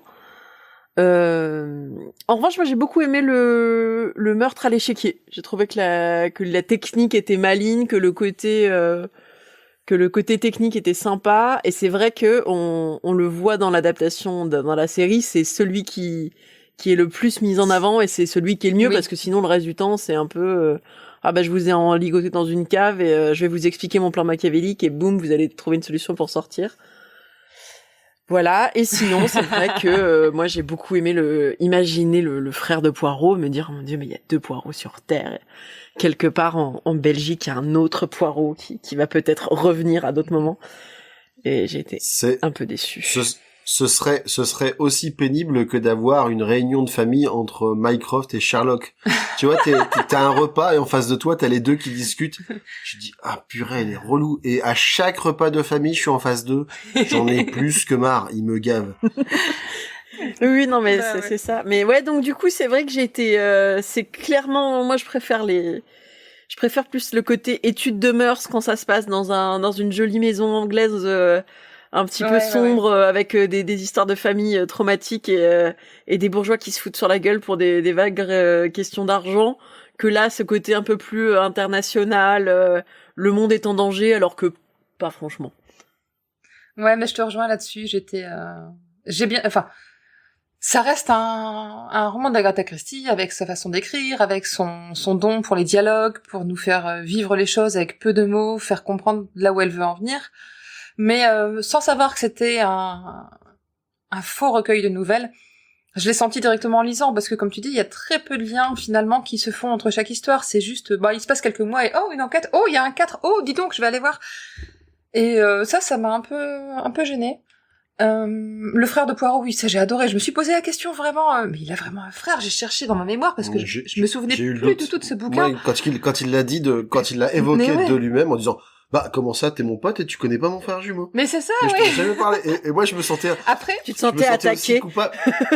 aussi coupable casting. Je me disais, si ça tombe, il en a déjà parlé, j'ai pas retenu. mon sauf Dieu. que je me suis souvenu du coup du neveu dans Oui. le roman précédent. C'est vrai. Parce que dans le meurtre de Roger Ackroyd, Poirot s'invente un neveu pour faire parler quelqu'un à propos d'un asile d'aliénés, comme Tout à ça fait. s'appelait à l'époque, où il pensait pouvoir mettre son neveu qui était un peu limité intellectuellement. Et donc je me suis dit, ça fait 2 fois quand même qu'il y a un membre de la famille surprise qui surgit. Donc j'ai pris un peu de recul là-dessus, et puis dit, bon, ça fait partie du plan de Poirot, on va voir ce qui va se passer. Dans le prochain Poirot, on verra Poirot déguisé en petite vieille en disant, je suis la merde, Poirot. C'est sûr. Mais peut-être que Miss Marple, c'est Poirot déguisé, on sait pas. Mais par contre, elle aura une moustache. Enfin bref, donc c'est vraiment pas mon préféré. C'est pas, si vous voulez commencer à lire Agatha Christie et vraiment vous imprégner de son art, ne commencez pas par celui-là. Elle était pas dans une bonne période, c'est un roman bouche-trou, elle le reconnaît clairement, et non, c'est vraiment pas le roman par lequel attaquer l'œuvre d'Agatha Christie, quoi. Non, c'est clairement un Voilà. roman alimentaire. Complètement. Ben, moi, je vous rejoins complètement. J'ai trouvé ça un peu long. Et c'est pas souvent que je ressens ça avec du Christie, parce qu'elle va souvent à l'essentiel. Mais comme là, c'est plein d'histoires, comme vous le disiez, déjà qui sont indépendantes, mais qui sont très redondantes les unes entre les autres. Je veux dire, la moitié consiste à, un faux indice. Ah, mais en fait, non, c'est un piège. Ah, on échappe au piège. On va essayer d'attraper numéro 4 et il s'enfuit. Enfin, je veux dire, là, je viens de donner la trame de la moitié des chapitres du bouquin. Tout à fait. Donc, au bout de la 5e ou 6e fois, t'as envie de dire, Et oh les gars. c'est relou. Trouver d'autres trucs. En plus, les changements d'identité, bon, ça, on a bien compris que Agatha Christie Aime adorait bien ça. ouais. Donc, le méchant qui adopte toutes les identités, c'est pas le premier, et j'ai comme dans l'idée que ce sera Mais pas le dernier non plus. Surtout que les nouvelles ont été écrites en 1924, et Mm. c'est le moment où elle a écrit notamment Mr. Brown. Ouais. Après, je pense que Enfin, je crois. ça doit être beaucoup plus agréable à lire quand tu prends les nouvelles séparément, quelque Oui. part. Tu vois, elle a eu besoin de publier un roman, donc elle a réuni des nouvelles qui traînaient par-ci par-là et qui avaient une thématique commune, soit, mais je pense que tu vois, quand tu le découvres un peu sous forme de feuilleton, avec un chapitre tous les dimanches ou tous les mois, je sais pas comment c'était publié, Ça doit être plutôt sympa à suivre. Ensuite, une autre chose que je n'ai pas aimé, et ça, moi j'aime pas trop le mélange des genres, c'est d'un coup Hercule Poirot, c'est James Bond. C'est-à-dire que il a des mais gadgets, ça lui va complètement pas. il a une cigarette Sarbacane, il a un nuage de gaz paralysant. Voilà, pour moi Poirot mais pour moi n'est pas un personnage d'action. Et d'ailleurs, mais il le dit souvent. Enfin, il dit tout de suite, c'est les petites cellules grises. S'il pouvait, voilà. Des fois, il va sur le terrain pour sortir Hastings et Japp, mais ce qui l'intéresse, lui, c'est de boire son chocolat chaud dans son fauteuil, quoi. Bah, dans celui-là, il était à 2 doigts de buter les Chinois qui auraient fait du kung-fu, bien entendu, vu qu'on n'était plus à un cliché près. Mais il les aurait défoncés à coups de mawashigiri avant de faire le grand écart latéral à la Jean-Claude Van Damme. Je donnerais beaucoup pour voir Hercule Poirot en machaguri. On était à ça. Là, tu parles du Sherlock Holmes de... Comment il s'appelle? De Gatiss. Celui qui fait Iron Man, là. Celui qui fait Iron Man. Ah, oui, Robert Downey Jr. Voilà. Ah oui, c'est vrai qu'il y a ce genre de Sherlock Holmes là qui existe.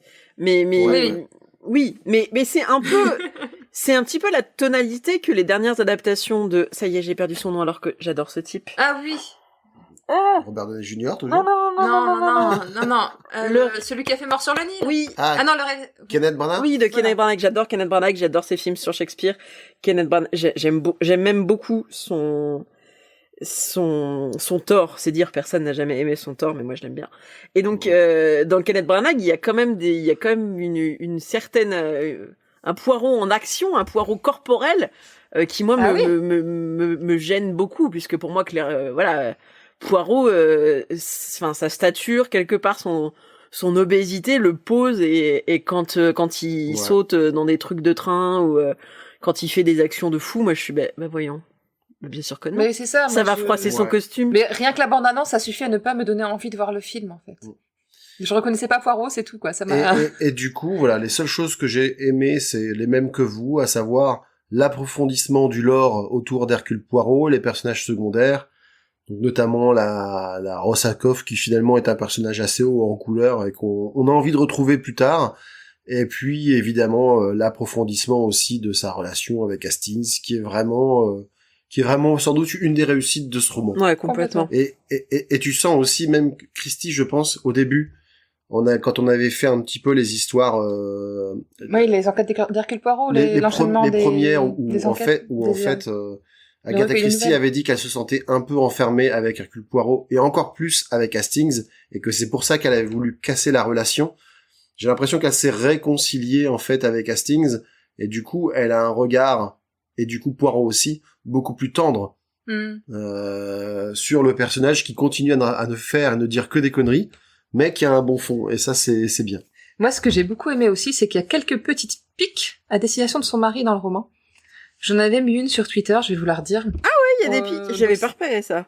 Ah ouais, notamment dans l'histoire avec John Hallyday qui a disparu, et Poirot à sa femme lui dit « Les Anglais sont ainsi », dit Poirot d'un ton apaisant. « Quand ce n'est pas le travail, c'est le jeu ou le sport, toute chose qu'ils prennent fort et au sérieux. » Oui, ça c'est vrai que ça m'avait marqué.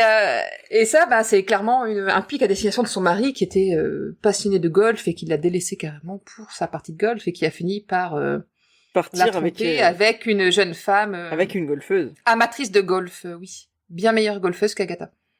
Donc voilà, c'était un petit pic à sa destination. Il y a eu 2-3 passages comme ça dans le roman où je me suis dit, on sent qu'elle est en colère. Moi, j'avais juste noté encore quelques petites citations qui m'ont plu. Justement, tu parlais, Delphine, quand il manque de se faire écraser par un arbre. Ouais. Quand il dit « Il s'en est fallu d'un cheveu. C'est quand même trop bête. Dire que je n'avais pas eu le moindre pressentiment, le moindre soupçon, ou si peu. Oui, sans son regard fulgurant, sans ses yeux de lynx, Hercule Poirot serait peut-être mort écrasé à l'heure qu'il est. Quelle effroyable calamité pour l'humanité tout entière. Vous aussi, mon bon ami, vous auriez pu y rester, mais cela n'aurait pas été une catastrophe nationale. » La tirade, elle est sublime. Tu vois, c'est très vrai, hein. Mais oui. Ah ouais, mais je veux dire, franchement là-dessus, elle assume complètement ses personnages, et là pour le coup, elle le fait vraiment très bien, quoi. Ouais, non, c'était bien. Enfin, cette partie-là était sympa. Et c'est vrai que, comme toi, Noémie, j'ai beaucoup aimé le meurtre avec l'échiquier. C'était c'est quelque chose d'inédit, en fait, cette façon de tuer, je pense. Oui, mais ça change des poisons, parce qu'on a quand même beaucoup de Voilà. poisons. Si jamais Ouais. vous avez envie d'empoisonner votre belle-mère ou autre, vous avez quand même... Non, alors, elle nous écoute, donc je la rassure, pardon. je n'en ai pas envie. Vous avez 3 ou 4 formes de poison. Non, mais je dis ça parce que ma mère, depuis qu'on regarde la série Hercule Poirot, fait pousser du datura et de la digitaline au cas où ça se passe mal avec mon père. Elle le prévient toujours qu'il y a de quoi. Ou accélérer ou arrêter le cœur. Donc voilà, on apprend Ouais. beaucoup pour gérer la vie de couple grâce à Hercule Poirot. Et Miss Marple aussi. Oui, Miss Marple elle est très forte en poison. Enfin, Agatha est très forte en poison, ça c'est sûr. Voilà. Miss Marple est très forte en nature humaine. Oui. je l'aime, Miss Marple. J'adore Poirot, mais Miss Marple, j'ai une petite tendresse particulière. Ah, pour Jane elle. est extraordinaire. J'avais Ouais. mis un dernier petit passage de oui. côté aussi concernant du coup c'était lors de l'enquête où Hastings avait tenté de se faire passer pour un secrétaire pour Abe Ryland, et donc on apprend après coup que donc Hastings depuis le début sert de dindon de la farce, mais aussi bien pour Poirot que pour Ryland, parce que Ryland sait très bien que c'est Hastings, et Poirot sait très bien que Ryland C'est sait. que, il y a beaucoup Je sais d'enseignements. que tu sais que je sais. je ouais. sais. Voilà, donc Hastings se dit putain, j'ai réussi à dénouer en plus un message crypté, je suis vraiment trop fort. Alors qu'il fallait Et, lire un mot sur 4, et il a été Voilà. scout, quoi. Voilà, Abe Ryland qui dit mais je savais que tu saurais déchiffrer et c'est pour ça que je t'avais grillé. Et Poirot qui dit ah mais moi je savais que t'avais fait un tour mais pas trop compliqué non plus pour que Hastings soit capable de le faire. Encore une petite pique au passage. Et ce que j'aime bien du coup, ils disent après coup qu'ils ont appris que leurs ennemis ont des fiches très détaillées sur eux. Oui. Il dit maintenant que nous sommes prévenus de certains de nos défauts, nous pourrons assurément nous préparer à certaines de leurs méthodes d'attaque. Par exemple, membre d'amis, nous savons que vous devriez réfléchir avant d'agir, et que si vous rencontrez de nouveau une jeune femme rousse en détresse, vous devriez la regarder, comment dites-vous, de travers, c'est cela? Là, le petit penchant d'Hastings pour les femmes, et surtout quand elles sont rousses, effectivement. Nous avions relevé dans les fameuses notes certains commentaires grotesques concernant ma prétendue impulsivité et mon penchant immodéré pour les charmes de jeunes femmes aux cheveux d'une certaine teinte. Là, c'est Hastings qui dit qu'il est choqué, quoi. Je jugeais la réflexion du Poirot du plus mauvais goût. Mais heureusement, j'étais en mesure de lui rendre la monnaie de sa pièce. Et vous?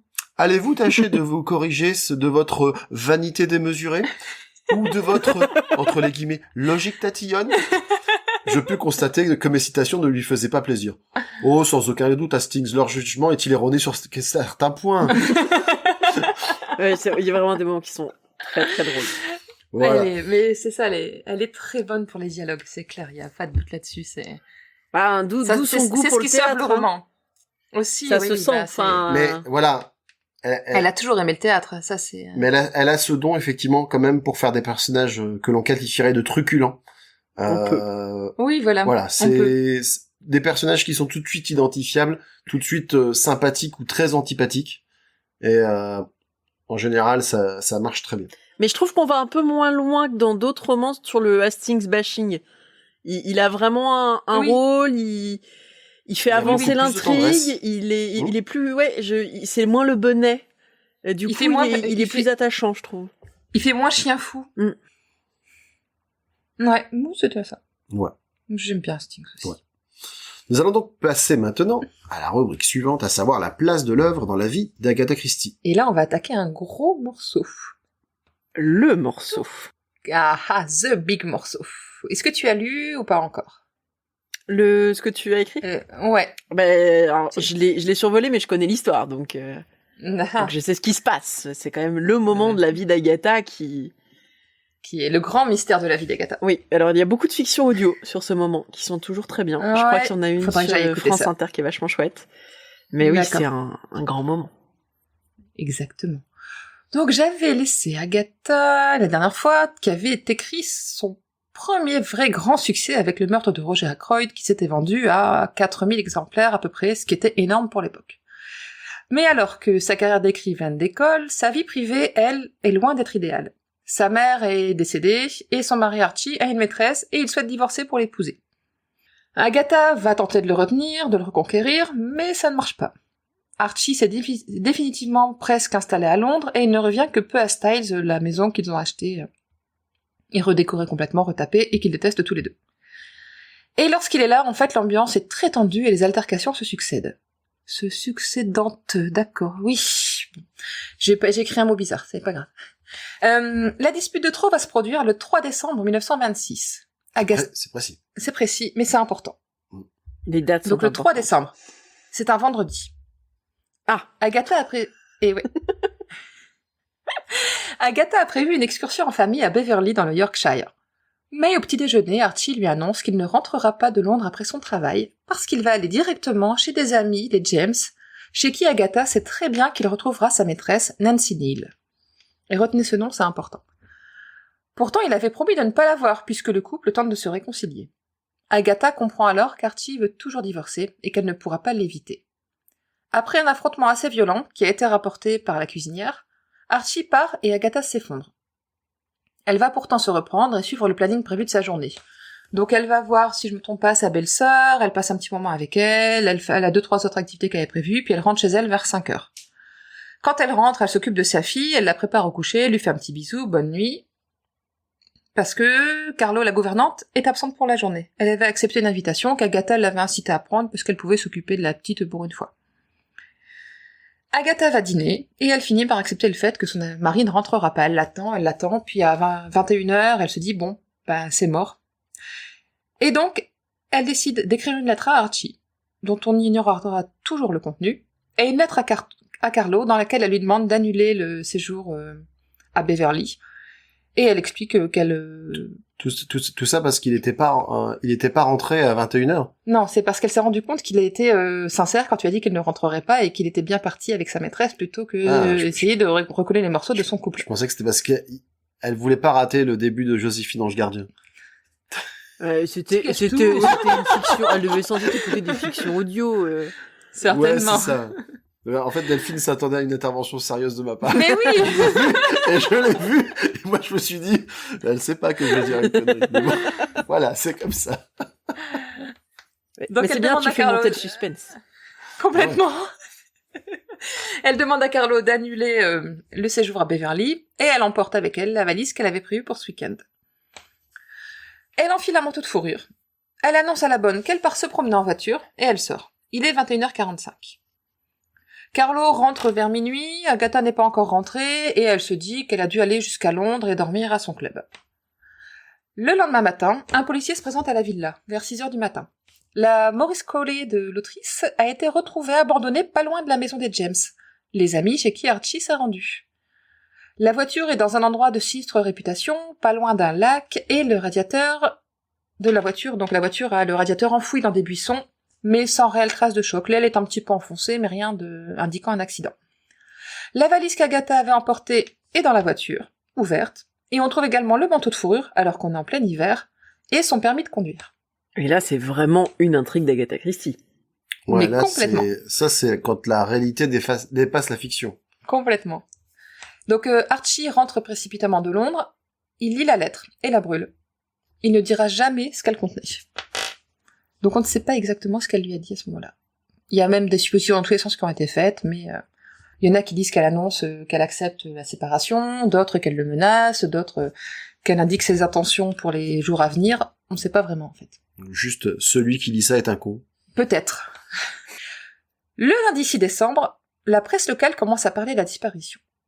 Puis c'est le Daily Mirror, donc un journal national, qui publie des photos résumant le drame. Agatha, la personne qui a trouvé la voiture, et les battues organisées. Tout le monde se demande s'il s'agit d'un accident, d'un suicide, d'un meurtre ou d'une disparition volontaire. La presse va s'emparer de La presse va s'emparer de l'affaire rapidement, diffuser des photos des possibles déguisements que Mrs. Christie pourrait avoir revêtus. Le Daily News propose même une prime de 100 livres pour toute information utile. Les témoignages contradictoires se succèdent, la police emploie même des moyens de recherche jamais utilisés. La disparition d'Agatha Christie devient une affaire nationale. Une hypothèse cependant prend dans l'esprit du chef de la police du Surrey, prend le dessus sur les autres. L'autrice est morte, probablement de froid en s'éloignant dans les bois.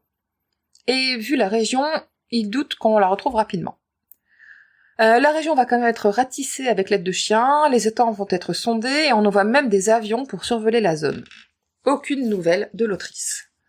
Le 12 décembre, c'est-à-dire 9 jours après sa disparition, une gigantesque battue rassemble des milliers de volontaires et la police sans succès. Le Daily Mirror dira que c'était la plus importante recherche jamais organisée par la police britannique pour une personne disparue. Mais le corps reste introuvable. Une autre hypothèse cependant fait surface. Le délitement du couple commence à être révélé. L'existence de Nancy Neal est aussi révélée, et on commence à soupçonner Archie d'avoir joué un rôle dans la disparition de sa femme. Il devient même le principal suspect. Il l'aurait tué, ou au moins acculé au suicide. Ça, c'est bien fait pour Archie lui. réfute. Mais il réfute cette idée. Agatha ne parlait pas de suicide, et si elle avait voulu mourir, elle aurait eu recours au poison qu'elle utilise largement dans ses histoires. Il est convaincu qu'elle a disparu, peut-être suite à une perte de mémoire à cause de son état nerveux. Mais il pense surtout qu'elle l'a fait volontairement, comme elle l'avait évoqué avec sa sœur, lors d'une discussion avec elle à propos d'un roman qu'elle était en train d'écrire, où elle affirmait qu'elle pouvait organiser sa disparition sans aucun souci, et que ce serait crédible.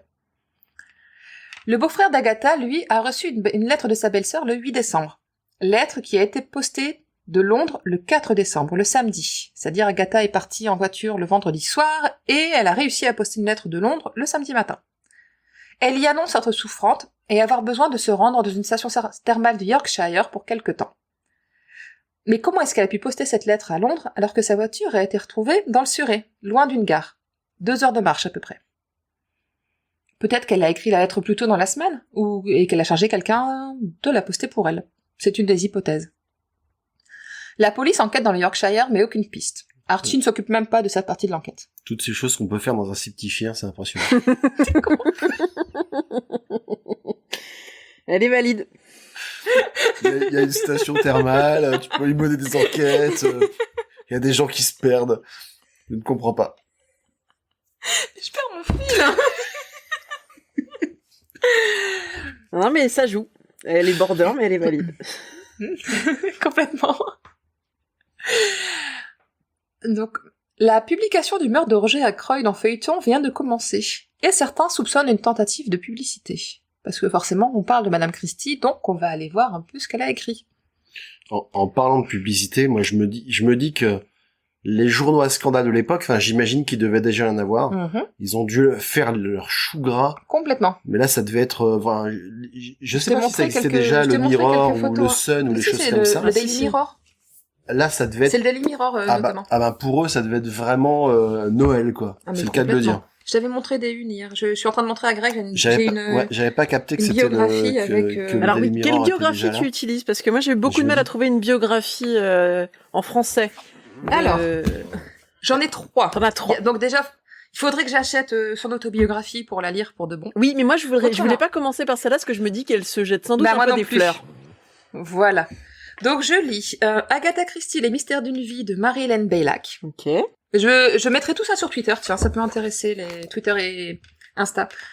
Je lis aussi Agatha Christie de Huguette Bouchardot, dans la collection Grande Biographie chez Flammarion, qui est un peu plus ancien, mais qui est très intéressant dans sa construction.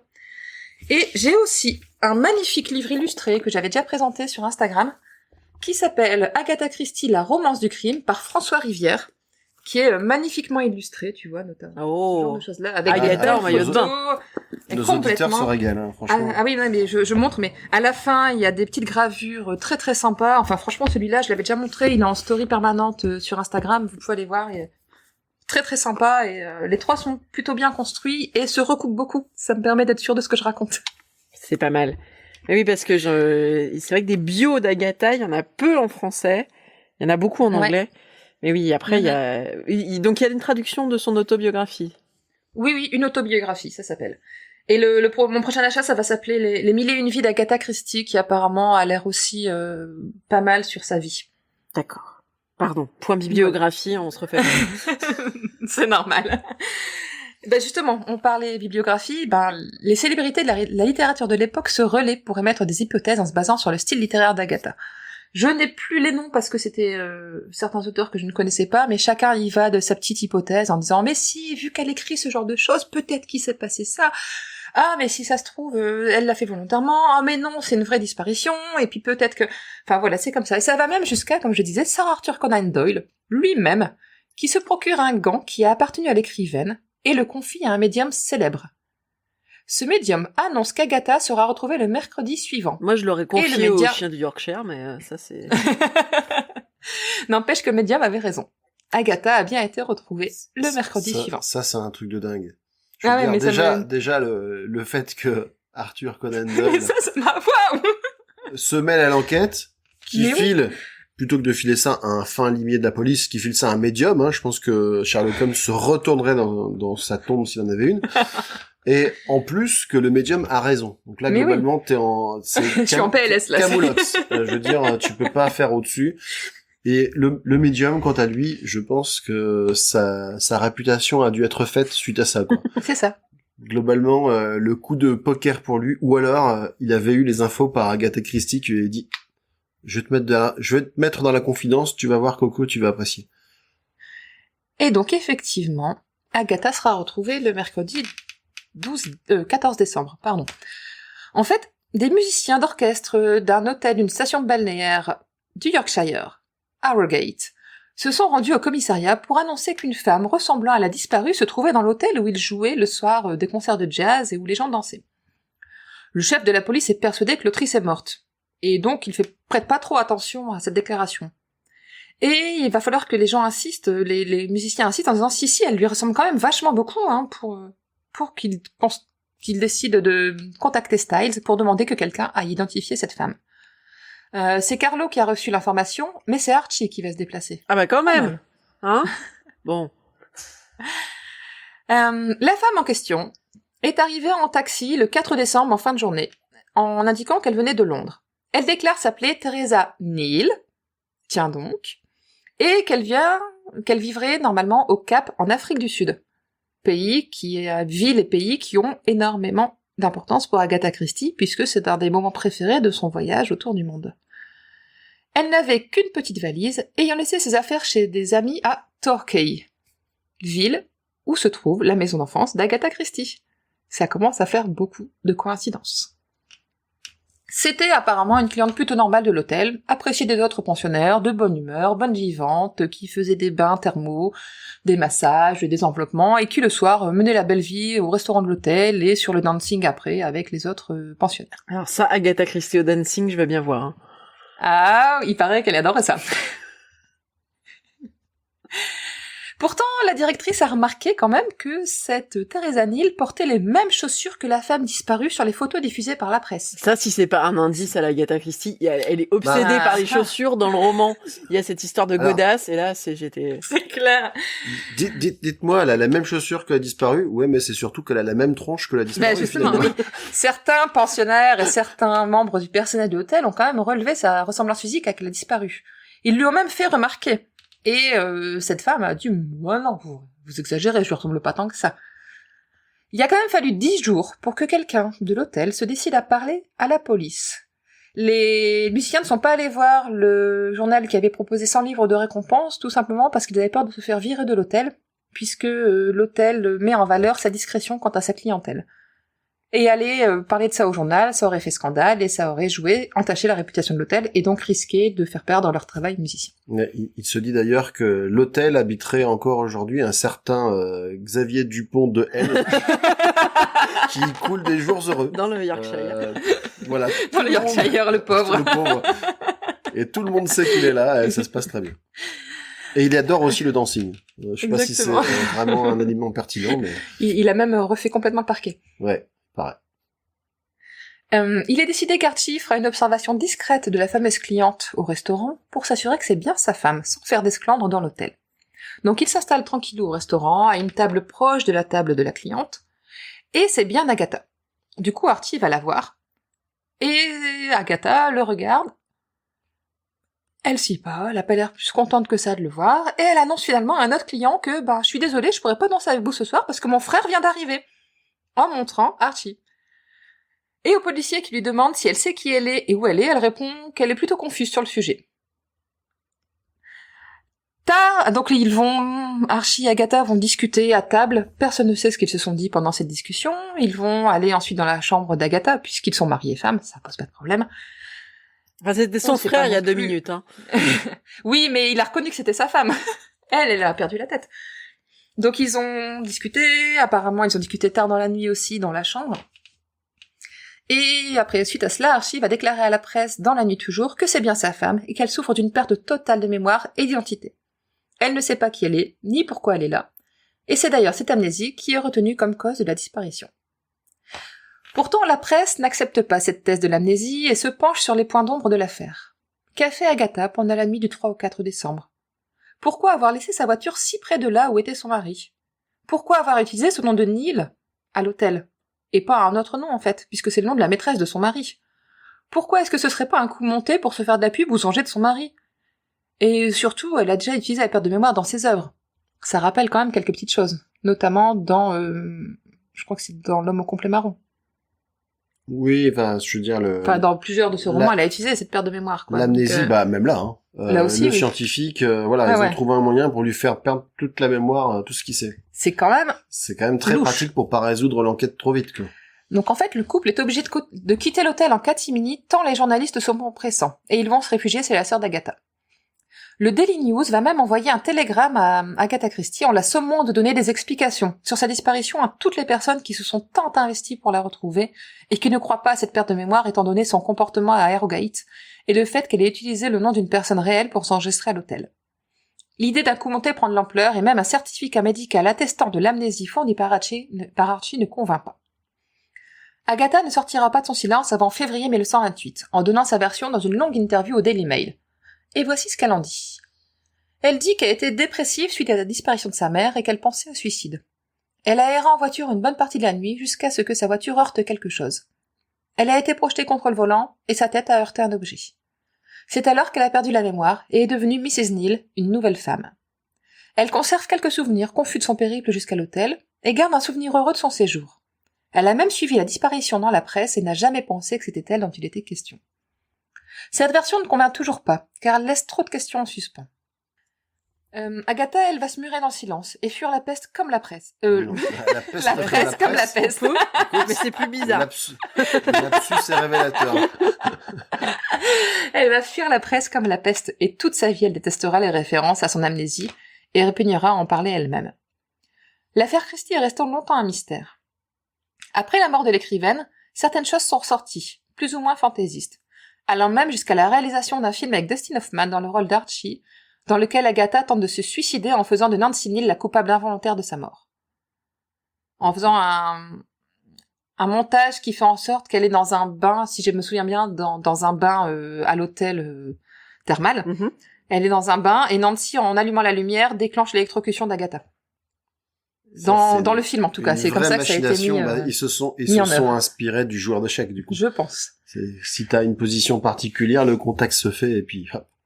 Et donc, c'est finalement la fille d'une amie très proche d'Agatha. Donc, cette amie s'appelait Nan Watts et c'est sa fille qui donnera le fin mot de l'histoire à la fin des années 90. Et toute cette version a été confirmée par Rosalind, la fille d'Agatha. Sa mère était très proche, donc Nancy Watts était vraiment très proche de l'autrice, surtout au moment de sa disparition.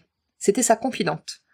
Elle révèle qu'Agatha n'a en fait pas perdu la mémoire, mais qu'elle a bien organisé sa disparition pour se venger d'Archie et tenter de lui faire prendre conscience de sa souffrance, et lui faire renoncer au divorce et au mariage avec Nancy Neal. Agatha et Nan ont mis au point le plan ensemble le 3 décembre au matin. Agatha devait abandonner sa voiture et marcher 2 heures pour rejoindre la gare la plus proche pour se rendre chez son amie à Londres. Et comme elle a décidé de ne disparaître que quelques jours, elle écrit à son beau-frère en lui laissant un indice qu'elle juge suffisant pour qu'on la retrouve rapidement. Son désir de se rendre dans une station balnéaire du Yorkshire. Un peu elle comme a même prévenu son Hastings, hein. Exactement. Elle a même prévenu son éditeur qu'elle partait pour quelques jours à Harrogate pour se reposer, et qu'elle le préviendrait de son retour. Mais personne n'y a fait attention. Et là, je pense qu'on a eu droit vraiment... les enquêteurs, c'est comme dans la Cité de la Peur, quoi. C'est ça, ouais. N'empêche, quoi. Elle a dit qu'elle est dans une station balnéaire du Yorkshire. Elle a dit à son éditeur qu'elle partait pour Harrogate, ouais. Et personne se dit... Ah, et ça se trouve, elle a dit la vérité. Ouais. O-D-I-L. Mais qu'est-ce que ça veut bien quoi. Sans doute une danseuse de cabaret. Et finalement, apparemment, elle n'a pas été précise puisque son beau-frère n'a pas saisi l'importance de l'indice et en a parlé assez tard. puisqu'il a dû recevoir la lettre le 4, puisque de Londres à Londres, ça met pas non plus 5 jours. Ah d'ailleurs, le Et il en a beau-frère. parlé que le 8. Oui, Le beau-frère. c'est en le question. frère de Archie. C'est le frère de Archie, mais c'est lui qui l'a aidé à écrire les 4 et qui lui a filé l'idée Voilà. de dire dis donc cocotte, comme tu rames un peu le cake et qu'il va falloir. Exactement. C'est ce que j'allais. Pardon, j'en excuse-moi. parle après, justement. C'est pas grave. Désolée, j'ai spoilé. Ça arrive tout le temps. Y a pas de souci. Alors, je peux t'assurer que c'est la dernière fois que t'es invité chez nous. Ok, mais Ce que tu viens de faire, c'est carton rouge, direct. je comprends complètement. Je m'excuse, je demande pas. Et donc, ce qu'elle ne comprend pas surtout, c'est bon, je reviens. Donc, Agatha s'est retrouvée en fait prisonnière de son plan, puisque personne n'a compris ces indices tellement subtils. En fait, elle s'est retrouvée, les inspecteurs, c'était Japp et Hastings, en fait. Et avec, Elle se dit, on va jamais y arriver. avec en plus l'ampleur que ça a pris dans la presse, elle pouvait pas tout simplement ressurgir comme ça, coucou, j'ai fini mes vacances. Donc, et ce qu'elle n'a pas compris, en fait, c'est pourquoi son mari n'a pas participé aux recherches dans l'Yorkshire. Surtout que c'est pour l'alerter lui qu'elle a pris le nom de Neil, qui était le nom de sa maîtresse. Elle s'est dit que ça devait quand même faire tilt dans sa tête d'avoir une Neil dans un hôtel à Harrogate quand elle a annoncé qu'elle partait en vacances dans un hôtel à Harrogate. Et elle décide donc une semaine après sa disparition de faire paraître une petite annonce dans laquelle elle donne une adresse pour que les amis et la famille de Teresa Neil la contactent dans un journal que son mari lit. On se demande, elle a peut-être bien fait ça pour que son mari réagisse. On sait pas vraiment sa motivation, mais on peut supposer que c'était ça, quoi. En plus, elle lit une interview qu'Archie a donnée au Daily Mail au moment de sa disparition, et ça la révolte. Il ment à propos de leur entente. Il dit que tout allait bien dans leur couple. Il ment à propos de la raison pour laquelle il était chez ses amis ce soir-là. Il affirme même, bon là il avait raison, qu'elle a monté un coup.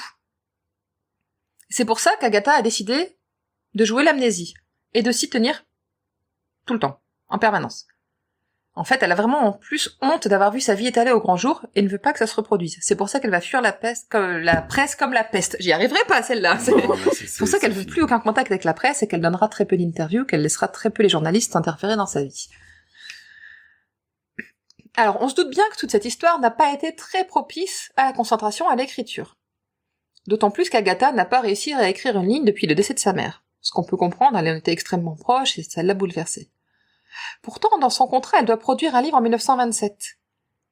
Et Archie et elle ont dépensé beaucoup d'argent dans Styles. Et c'est aussi une nécessité financière. Pour pallier son manque d'aspiration, Agatha va suivre une idée soufflée, comme tu disais, par son beau-frère. Réunir dans un roman différentes nouvelles qu'elle a écrites pour le sketch, et qui met en scène Hercule Poirot et son ami le capitaine Hastings face à une organisation criminelle à portée mondiale. C'est d'ailleurs ce beau-frère qui se chargera de négocier les droits des nouvelles publiées en 1924 pour qu'elle puisse les publier sous une autre forme. C'est alors que va naître le roman Les Quatre, une œuvre que l'autrice méprise et qu'elle désigne comme un livre bouche-trou. Les ventes du livre sont pourtant incroyablement bonnes, atteignant 8500 exemplaires, soit le double de ce qui avait été vendu pour le meurtre de Roger Ackroyd qui était déjà un énorme succès. On se doute bien que la disparition d'Agatha n'a pas joué un petit rôle dans cet attrait pour ce livre de faible intérêt. Pour transformer cette succession de 12 nouvelles en roman, Agatha a dû y ajouter une introduction, un épilogue et des éléments de fil conducteur. Le roman Patchwork a été divisé en 18 chapitres. Et l'agrégat des nouvelles se sent toujours dans l'œuvre, notamment par le fait que les différentes intrigues des enquêtes successives qui mènent vers les quatre sont indépendantes. On a finalement un roman bâtard, à mi-chemin entre le policier, le roman d'aventure et le roman d'espionnage. Oh, dis donc! C'est très compliqué. Je recommence. On a un roman bâtard, à mi-chemin entre le roman policier, le roman d'aventure et d'espionnage, dans lequel Agatha fait revenir des personnages qu'on a déjà rencontrés dans d'autres de ses livres. Comme Japp, comme la comtesse... Il me semble encore un autre personnage, mais j'ai oublié lequel. Donc voilà, c'était une période assez intense pour Agatha Christie, pas en écriture, mais en péripéties de vie. D'ailleurs, dans l'édition du Masque, c'est dans la collection des romans d'aventure. C'est pas, Ouais. spécialement un policier, quoi. Non. Ah, c'est clair. Oh, c'est pas un policier, non. Il y a pas des vraies enquêtes, c'est pas un vrai mystère. Comme je disais, c'est pas mon roman préféré. Ouais. Je comprends tout à fait pourquoi il a été créé, mais c'est pas mon préféré. Passons maintenant aux adaptations qui ont pu être faites de cette œuvre. Les adaptations, donc il y en a pas beaucoup. Parce que Bizarrement, c'est hein. pas un bon roman. Voilà. Bah tu sais, ouais, non, c'est ça. Alors, peu d'adaptations, parce que c'est pas une des meilleures d'Agatha Christie, justement. Ainsi que l'autrice l'a elle-même reconnue. Donc on a tout d'abord une bande dessinée d'Alain Payou, de la collection Agatha Christie. publiée en français et ensuite traduite en anglais. Et toutes les autres BD, c'est Papayou qui les a dessinés. C'est Papa Yulele qui l'a Désolé, Ouais. désolé Monsieur Payou, on a dû vous le faire 70 millions de fois. Je suis désolé. Je devrais vraiment Et la- t'inviter dans So It Is, t'as pile poil les bonnes références. Ah mais complètement lui, tu peux. Eh, j'ai déjà fait un épisode de C'est vrai, mais tu devrais en refaire un. Si t'en fais un sur Carlos, ça devrait marcher. Voilà. Mais c'est déjà fait. Ah. C'est une passion pour Carlos, ouais. Et donc la deuxième adaptation que j'ai trouvée, et j'en ai vraiment pas eu de trace d'autres, ni rien au théâtre ou d'autres téléfilms. Bref, la deuxième adaptation, je veux parler trop vite, ça marche pas. C'est l'épisode 2 de la saison 13 de la série Agatha Christie's Poirot. Donc c'est le deuxième épisode de la dernière saison de la série qui compte 5 épisodes. Et ça se sent, ils ont dû pas mal modifier de choses pour coller au fait que ce soit dans la dernière saison. Parce que du coup le scénario doit placer l'intrigue plus tard dans le temps. L'histoire est pas mal modifiée, notamment sur l'identité de numéro 4 et sur la révélation finale concernant les 4. Et c'est cette adaptation que nous avons vue, et toi aussi, n'est-ce pas? Eh ben moi j'ai trouvé que c'était vachement mieux. Bah, je sais pas. Je suis pas convaincue ni par le roman ni par l'adaptation. Ouais, Bah moi j'ai trouvé que, Vas-y. que les quatre n'existent pas. Et que ça soit juste un acteur qui porte le truc. Alors si je peux vite fait. Vas-y, tu peux spoil complètement. Alors mais- déjà on a bien la patte Gatiss, hein, on le reconnaît bien, c'est lui qui l'a fait, ça se sent dans les références à Sherlock Holmes, on n'en Mhm. rate pas une. Et puis surtout, c'est vraiment masculinité toxique le téléfilm, hein, Ah, complètement. parce que Ah, ça, c'est un clair. type qui invente un truc aussi machiavélique parce qu'une meuf lui a dit non il y a 15 ans. En disant qu'il était pas assez remarquable pour qu'elle s'intéresse à lui. C'est ça. Faut peut-être, faut prendre des pilules, Jean-Georges, ça va aller, hein. Respire un coup. Et donc du coup, oui, l'intrigue est complètement différente. Moi, ce que j'ai bien aimé, c'est justement le fait de mettre la mort de Poirot en ouverture. Comme ça, t'es bien Oui. choqué, t'es bien. Ah, mais complètement. Pourtant, je savais que c'était pas vrai, hein, mais j'étais là. Et puis de mettre en avant cette histoire de la table électrifiée pour les échecs, c'était sympa. C'était bien fait, ça. Et ouais, moi j'ai préféré cette fin-là où en fait les 4 n'existent pas du tout parce que dans le roman ils n'existent pas non plus et que ça soit juste un type quoi. Ils savent pas grand-chose, c'est vrai. Ouais. Donc du coup, Oui, non, c'est clair. Alors après j'ai regardé l'adaptation avant de finir le roman et j'aurais pas dû le faire. Ça je le regrette. Ah merde. Ouais. Je pense qu'il Ah, vaut pour mieux une le faire fois, dans toi, l'autre t'as pas sens. voulu. D'habitude, Greg, ça le dérange pas de regarder l'adaptation avant la fin, et là, il a pas voulu. Ouais, mais parce qu'il y avait trop de petites scénettes et je savais pas comment ils allaient recouper ça. Et comme tu dis, en fait, ils mélangent tout, ils prennent tous les éléments, ils Dans un shaker, et hop, on voit ce que ça donne. ils secouent fort. Et effectivement, il y a plein de choses qui changent. Notamment, il y a effectivement un meurtre autour d'une partie d'échecs, mais là, c'est pas la même victime. Oui, Et c'est le ça- joueur, c'est le professeur qui est la victime, alors. Voilà, que- et ça a pas le même objectif. Mhm. La mort de Poirot ne se déroule pas de la même manière. Hastings est littéralement quasi absent. Il est là, mais on le Il voit pas. passe, il arrive parce qu'il apprend la mort de Poirot et non, il participe pas du tout à l'enquête. Et puis même quand il décide de faire quelque chose, on le revoit plus jusqu'à la toute fin. D'ailleurs, c'est la dernière apparition de Hugh Fraser dans la série, et ça faisait... l'épisode est de 2013, et je crois que c'est depuis 2002 ou 2003 qu'il n'était pas apparu dans la série. Mais Donc c'est du bien coup, il a un rôle extrêmement mineur, quoi. Ouais. Parce qu'à un moment, on se dit, vu la tournure que ça prenait, je me suis dit, c'est bon, là, Hastings, maintenant, il est remonté comme un coucou. Ah ouais, il est parti il en disant, va, oui, il c'est va pas tout possible. on va le- déboîter, et en fait, on le revoit plus. Il revient à la fin en disant, ah, bah, en fait, t'es pas mort. Et c'est tout. Donc Ça m'a... ça tombe un peu comme un cheveu sur la soupe, quoi. Disons que moi, j'avais pas trop aimé le fait qu'il simplifie l'existence des 4, mais avec ton analyse, je revois un peu mon jugement. Parce que c'est vrai que finalement, les 4 ne servant à rien, mis à part un, tu peux effectivement considérer que il y en a un qui s'est inventé qui s'est inventé un petit décorum qui allait bien, quoi.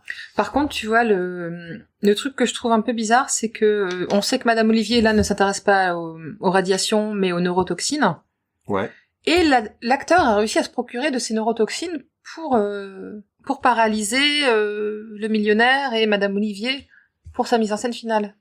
Oui, Tu parce vois, il y a des choses comme ça, tu te dis, qu'il était mais en relation avec eux quand même, hein, il l'a dit, mais il s'est servi d'eux comme des pions pour, en fait, discréditer déjà leur opération c'était leur association, l'association c'était c'est pour la paix. là, je sais Oui, plus c'est ça qui est enfin c'est assez intéressant et ça renforce un peu le côté complot mondial parce que justement il y a toutes ces transactions au moment justement de l'entre-deux-guerres avec les pacifistes qui Alors, les finissent par pacifistes, être retournés les pacifistes chez Christie, c'est une obsession. Les pacifistes, c'est vraiment des salauds. Vraiment dans chaque roman, quoi. un petit peu, ouais.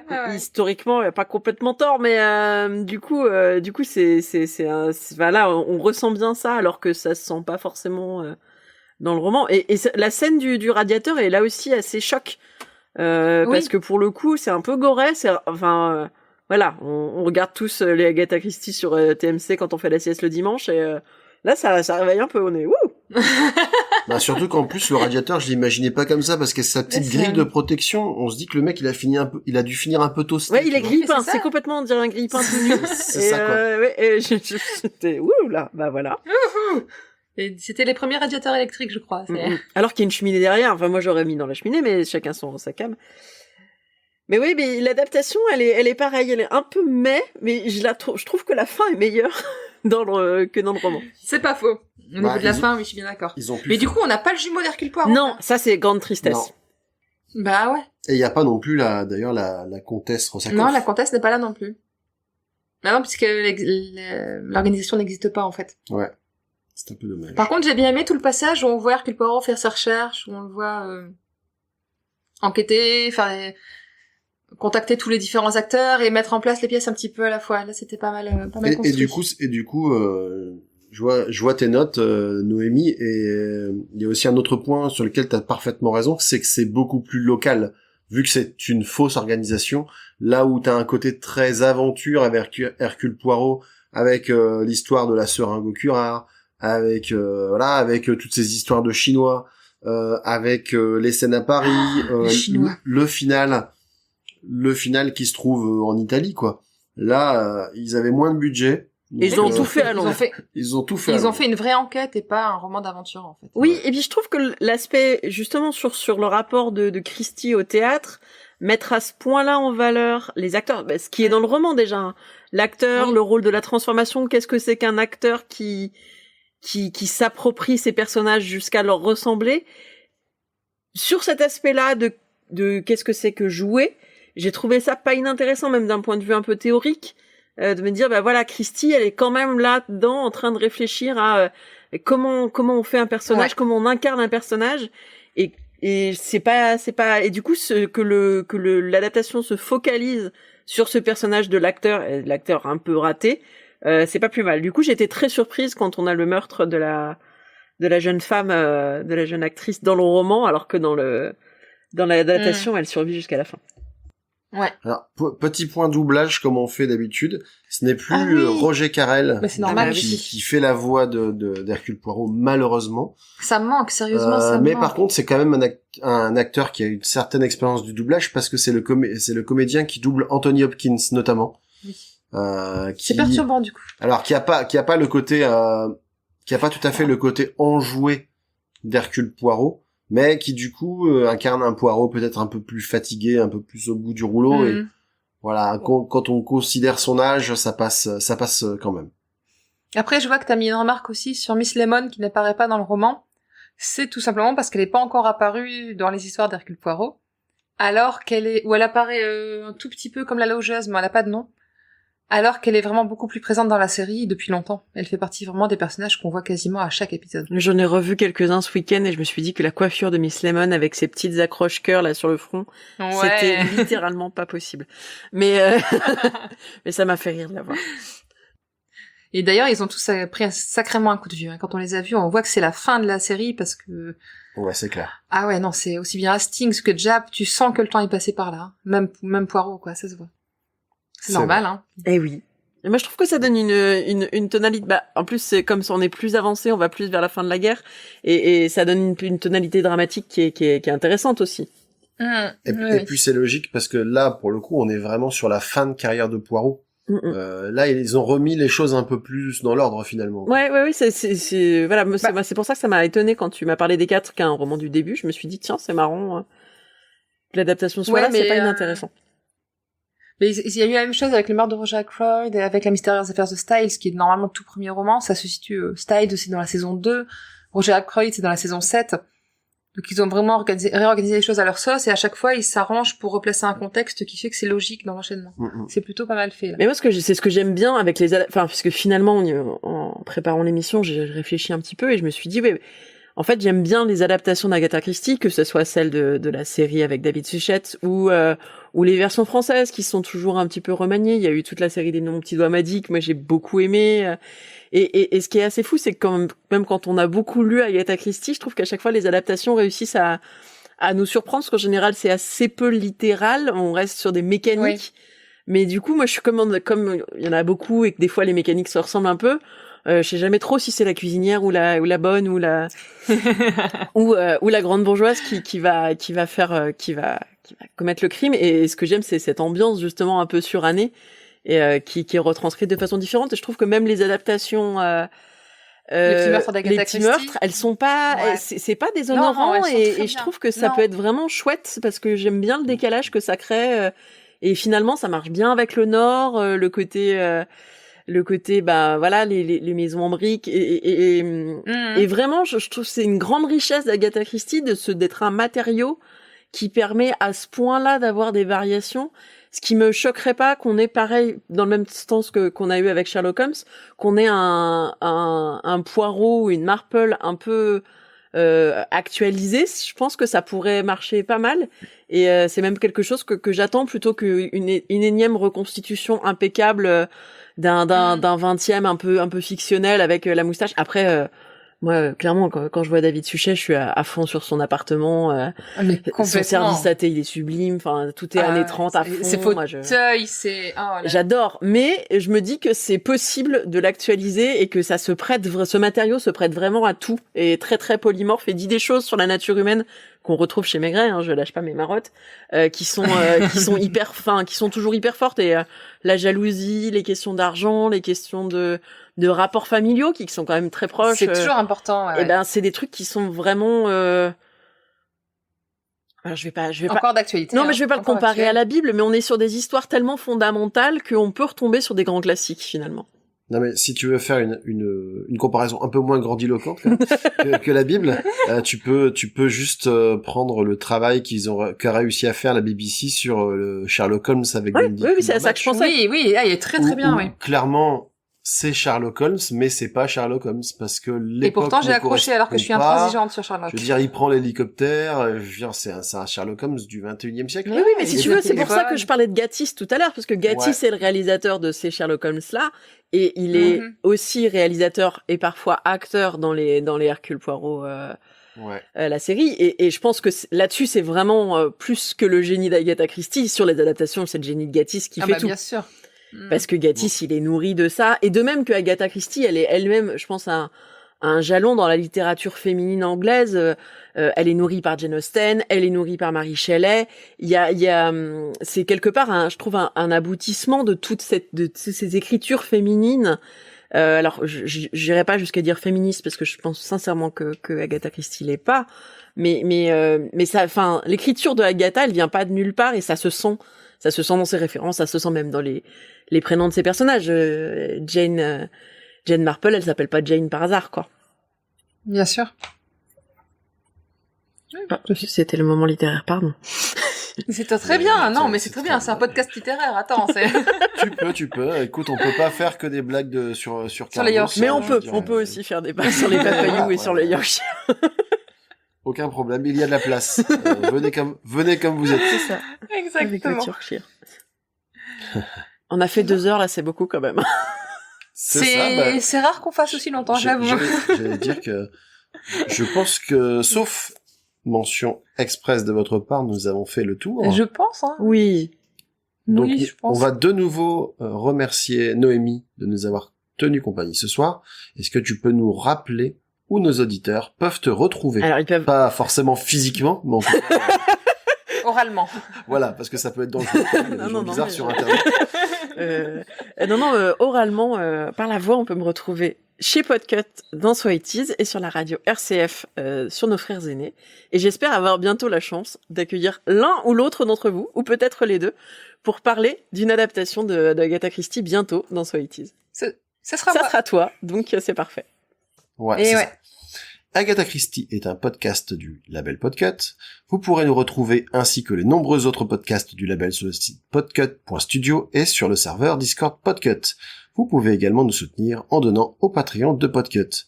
Agatha Christie est aussi présent sur les réseaux sociaux, Twitter @AgathaChristie, sur Instagram @AgathaChristie en minuscule tout collé, et sur Facebook où il suffit de chercher la page Agatha Christie.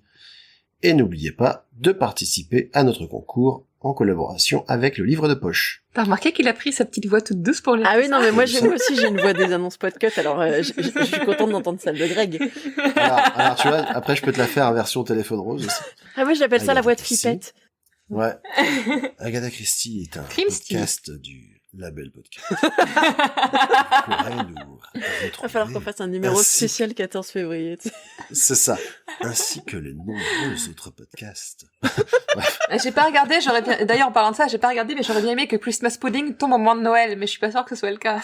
Ah bah Christmas Pudding, là tu peux me réinviter parce que J'adore ce roman. alors je l'aime beaucoup, mais j'ai aussi acheté, parce qu'on aime beaucoup les policiers dans la famille, j'ai acheté les bouquins de recettes. Et il y a tout un Noël où on a fait un repas entièrement Agatha Christie. Oh, trop bien. Très sympa. C'était bon? C'est anglais. L'intention était là. Enfin. Nous vous remercions de votre attention et vous donnons rendez-vous mercredi 28 septembre pour le prochain épisode qui sera consacré au roman Le Train Bleu. Et qui se passe donc Gare de Lyon. Exactement. Passez une bonne journée ou bonne soirée et à Et très à vite. bientôt. Au revoir. Au revoir. Ah, juste un petit truc. Ouais. C'est pour ceux qui sont encore là. N'hésitez pas à nous mettre des gentils commentaires et plein d'étoiles sur vos applis d'écoute de podcast parce que l'algorithme il aime bien les étoiles et ça nous donne plus de visibilité. Merci beaucoup. Ah oui, ces petites cellules grises ont fait du bon travail aujourd'hui.